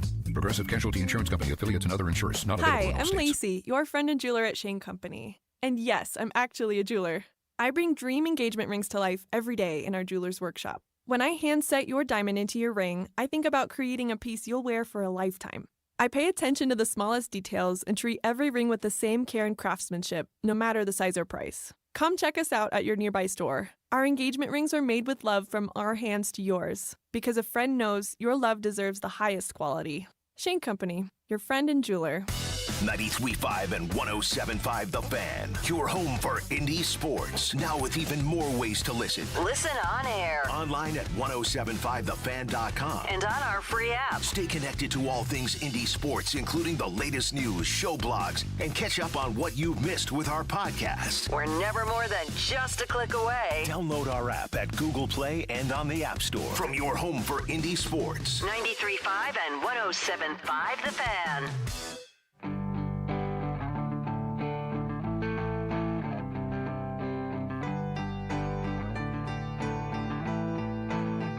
Query and Company on 93.5 and 107.5 The Fan. Closing time. Open all the doors and let you When's the last time you heard this song in a bar? The best advice I was ever given was Ed Sorensen said to me one time, kind of randomly, he just said, buddy, whatever you do, make sure that you're never the oldest person in the bar. Always tried to adhere to that. But Eddie, when's the last time you closed down a bar? I don't think I've ever done it. Really?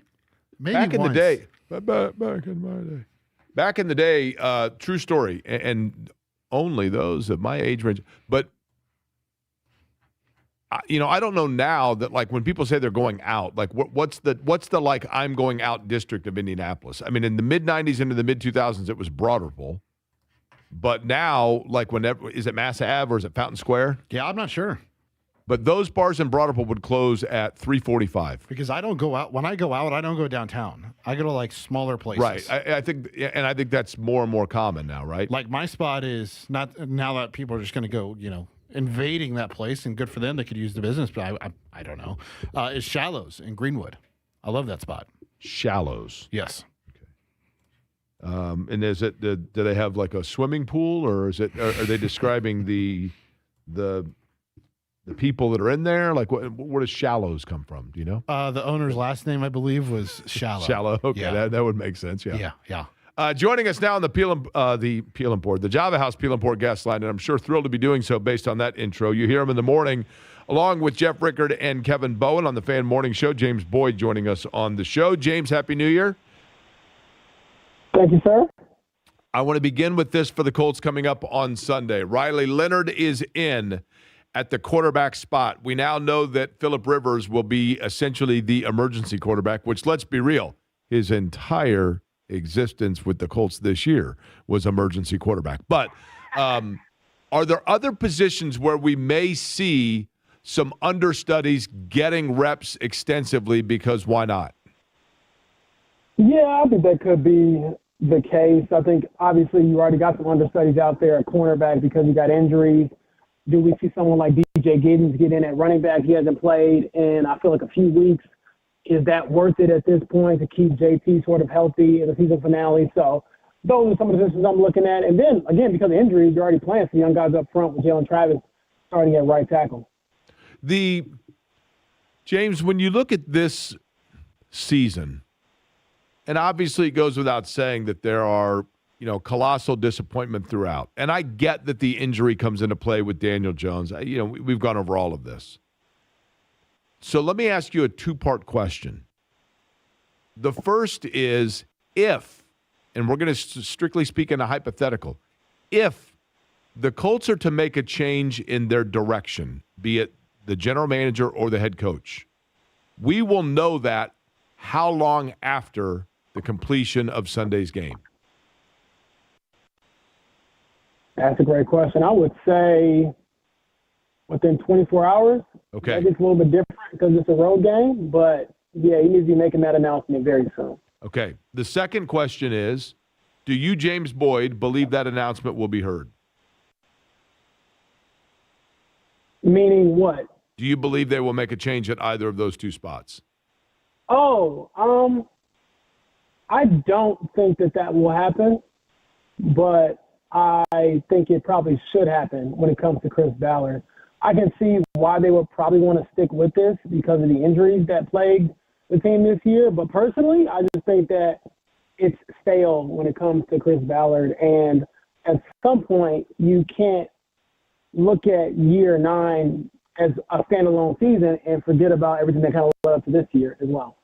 Do you believe, again, a hypothetical, and I only say it because it adds perspective, okay? If the Colts had the exact same season, James, let's say that Daniel Jones had never gotten hurt, and let's say they didn't even start 8-2. Let's say that they just had a season where they win one, lose one, win one, lose one, win one, lose one, and they finished 8-9. Would they still maintain the same course? In other words, we can say that the injury is reason why Chris Ballard gets another year. But do we know definitively that he would not have gotten another year anyway because he has a year left on his contract and because there are other areas right now that Carly Ursay-Gordon and the family have to focus on? Yeah, we don't know that. I want to make it very clear. I'm not advocating for Chris Ballard to get a 10th season. I just think that given the situation they're in, the way they mortgaged their future and the Sauce Gardner trade with no first-round picks for the next 2 years, those are moves that you make if you probably think you're going to bring back your GM and your head coach. But, yeah, when I look at the totality of everything, it's hard to sit here and try to excuse the collapse at the end. And to answer your question, being 8-9 and the way you kind of get there, I do think had it been kind of up and down, then they would be looking at this from a different angle, and perhaps it's like just blow it all up and get rid of everybody. But I still think there's a part of this team and this regime that could convince themselves that, hey, before the injuries kind of bit us, we were one of the best teams in the NFL. And to their credit, they probably are right. I lean towards them being a better team than they were, obviously, with all the injuries. But, man, it's hard for me to sit here and say that I feel strongly about running this all back because ideally what's your ceiling, and I don't know how high it is or how low it is with this group. I still think even with the injuries, you had to find a way to win a game, and you haven't done that. James, if they were to replace Chris Ballard, the fact of no first-round pick for the next 2 years, the fact of a change in ownership of which there is still non-familiarity league-wide in terms of how, and that's not an indictment on Carly Ursay-Gordon at all. The reality is simply that we don't really know what her ownership style is going to be, okay? And the fact that you could look at it and say, in her first year, she immediately made a seismic move. Is it the possibility that somebody who is a potential candidate to fill that job would actually have pause in coming to Indianapolis for the reasons I just laid out? I think some would, but I think that's been overstated. There's only 32 of these jobs in the NFL, really about 31 if you count Jerry Jones because he's also the GM for the Cowboys. So they should have plenty of suitors if they make a change at the GM position. But even when I look at all the scenarios, it's hard for me to envision a GM coming in and sitting down and saying, this is my plan for the future without it being a very, I think, 3 to 5 year plan. And I get that all GMs try to come in with that, but at the same time, there is no pathway if you blow this up and get rid of the GM, in my opinion, to say you're going to be immediately in contention next year. I just don't think that's a very real way to look at this because at the very least, if you get rid of the GM, keep Shane Steichen, you're banking on Daniel Jones coming off an Achilles tear being your best and the most important player. And that to me is not a gamble that's a wise one. James, before we let you go, I'm going to give you a couple of names. When I give you the name, I want you to tell me 1 to 10. 10 being absolutely certain, 1 being totally not unlikely, okay? I'm going to give you a player. I want you to tell me 1 to 10, 10 being the most certain that they will be. When I name a person as to whether or not they will be a member of the Colts organization beyond this Sunday in terms of moving into next year. You ready? Anthony Richardson. 4. Daniel Jones. Depends on if the coaches and GM are brought back, but I'll go 8. Alec Pierce. I'm going to go 6 on that, a little bit lower because he'll have plenty of suitors if he is free agency. They can tag him though. DeForest Buckner. Ooh, that's a good question. I'll cop out. That's a toss-up for me. I'm going to go 5. Money, he's got big money in his contract next year, coming off neck surgery. I'm not so sure about Buckner being a definite yes. Jonathan Taylor. I'll go 7 on that. I think he'll be back. Chris Ballard. Ooh. I'll go 6. I think that it's more likely than not that he's back. Shane Steichen. 7. Put him a little bit higher. Then I think he has a better case to be back. But, yeah, and again, I'm not advocating for Chris Ballard to be brought back, but I do think it's more likely than not, personally. Okay, last one. Lou Anarumo. I go 7. I think that it's pretty expected that he'd be back if this regime is back. Unless he gets a job. Unless he gets a head coaching job, right? Yeah, but I also don't think that he can really sell this defense or what he's done this season 1 year here to go get a head coaching job at this point, especially a job with the Giants. I just don't see that being realistic. By the way, several people would like to know whether or not it is in the bottom of the ocean or through your latest purchase from the MyPillow guy that you're talking on the phone. It is neither. I asked Eddie if I sounded fine. It might be one of my old AirPods, so next time I'll talk to you on the old traditional phone. The old AirPods. It sounds fine to me. It sounds a little end of the tin can to me, but that's okay. But several people pointed out, so I figured I'd ask. All right, James, New Year's resolution for you. Anything big? No, not really. Stay alive. That's always a good one. Yeah, that's a good one. All right, well, enjoy Houston. If you get bored during the game, walk across the street. I can give you the way to get into the Astrodome, which I broke into several years ago. Or if you walk out of NRG Stadium, take a left, you can go into Fiesta, which is a huge grocery store I've never been to, but it looks like a party. So either way, enjoy it, all right? All right, brother. Thank you. All right, James Boyd joining us on the Java House Peel and Pour guest line. We'll come back. We'll let you know what we got going on over the weekend, get you set for Monday. And it is the crossover with J&V, brought to you by the good guys at Love Heating and Air. Love-HVAC.com is the website. 317-353-2141. We'll catch up with John next. Welcome to Wawa. We're open 24/7. So when the sun goes down, but everyone's still up, Wawa has your late night fuel. Headed to a hangout? Stop in for snacks and sodas.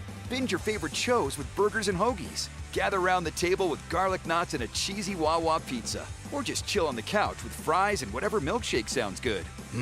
Your night just got a whole lot tastier. Freshly made burgers, pizza, and so much more. When you got a late night craving, you got a Wawa. Price and participation may vary by store. Nobody wakes up thinking they'll be injured in an accident. When it happens, hire Hensley. Attorneys that fight right here in Indiana. Call Hensley Legal Group at 888-HENSLEY or visit hirehensley.com. The choice of a lawyer is an important decision and should not be based solely on advertising. When it comes to restoring your hair and your confidence, picking the right team makes all the difference. And at We Grow Hair Indy, some of the biggest names in sports, radio, entertainment, trust them with their hair restoration. We're talking Olympians, former NFL players, maybe even a radio host or two. They all chose We Grow Hair Indy because the results speak for themselves. And I've talked with people that have had it out of state, out of the country, and oh boy, some of their endorsements, not the most glowing, but I can be glowing about We Grow Hair Indy. They are excellent. I was a little hesitant at first walking into the building, but they are very reassuring. The education I got from Darren Andrews and his staff made my decision for me, and then I went ahead with the Artist Robotic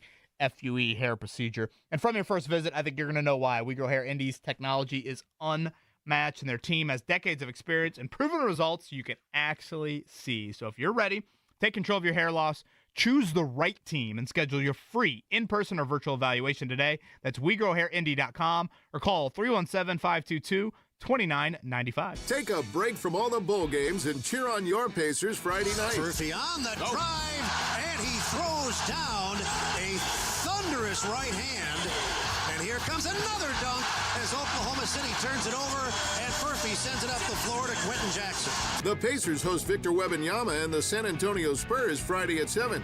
It's the Spurs' only visit to the Fieldhouse this year. Get your tickets at Pacers.com/tickets. Pacers Spurs, Friday at 7.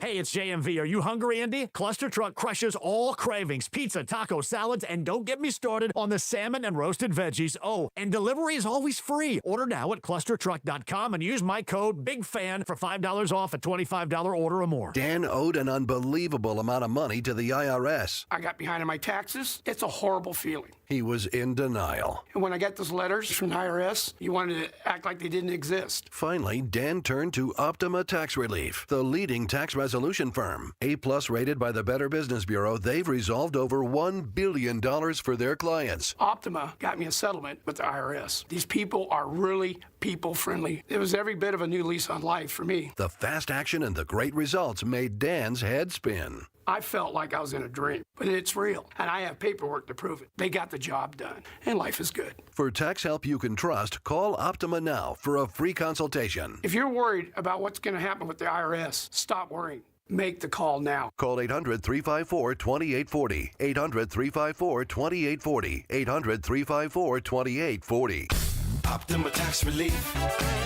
Testimonial from an actual client. Some restrictions apply. For complete details, please visit OptimaTaxRelief.com. With Wawa's Rewards program, you can rack up points on the items you buy every day, even fuel. Boost your totals with a breakfast sizzly. Score points with your morning coffee. With Wawa Rewards, points put the power in your hands. You can choose to redeem them for what you love most, like an iced latte for an extra pick-me-up or your lunchtime hoagie. Download the Wawa app today. When you gotta get rewarded, you gotta Wawa. Fuel rewards not available in New Jersey or were legally prohibited. See full details at wawarewards.com. Price and participation may vary by store. My name is Whitney Allen. I am a widow. My husband Ryan died. We never thought in a million years we'd have to use life insurance. The unexpected happened. With Ethos, it is so fast and easy. It's 100% online. You can get a quote in seconds, apply in minutes, and get same-day coverage. No medical exams, and you can get up to $3 million worth of coverage through Ethos. Get your free quote at ethos.com/game. That's ETHOS.com/game.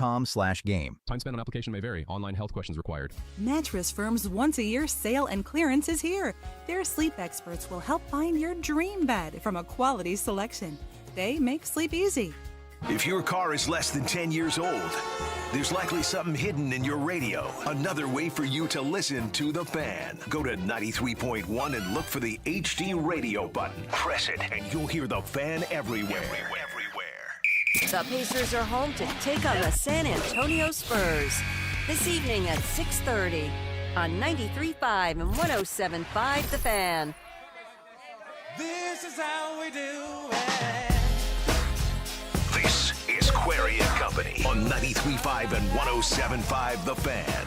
I am very excited for 1 week from yesterday. That would be the 8th of January. To be out at Axel's Garage with our friends from Zinc Distributing and Mick Ultra, part of our Mini Hoops Challenge, your chance to win tickets to go see the Blue and Gold taking on Milwaukee in Milwaukee against the Bucks. Again, that is going to be Thursday. You'll hear me talking a lot about it. And if nothing else, aside from the Mini Hoops Challenge aspect of it and the fun that is involved there and the fact that it's great to be over at the garage, just to come out and meet the guys and gals from Zinc is awesome because they are awesome folks, and it is always good and fun to hang out with them, spend time with them, and promote their events and their beverages. But speaking of... Wait. When did Axl Rose get a garage in Indiana? I know. You got to wear a bandana when you go in. It's awesome. Or a rose. You got to go in with roses on? That's right. Well, I mean... Bring back some of the roses from the 90,000 that were there yesterday in Pasadena to watch Indiana. JMV is at Ralston, speaking of Mass Ave, in that vicinity. It is the crossover brought to you by the good guys at Love Heating and Air. John, I know you love being out and about. Yeah. Ralston's right there high on the list.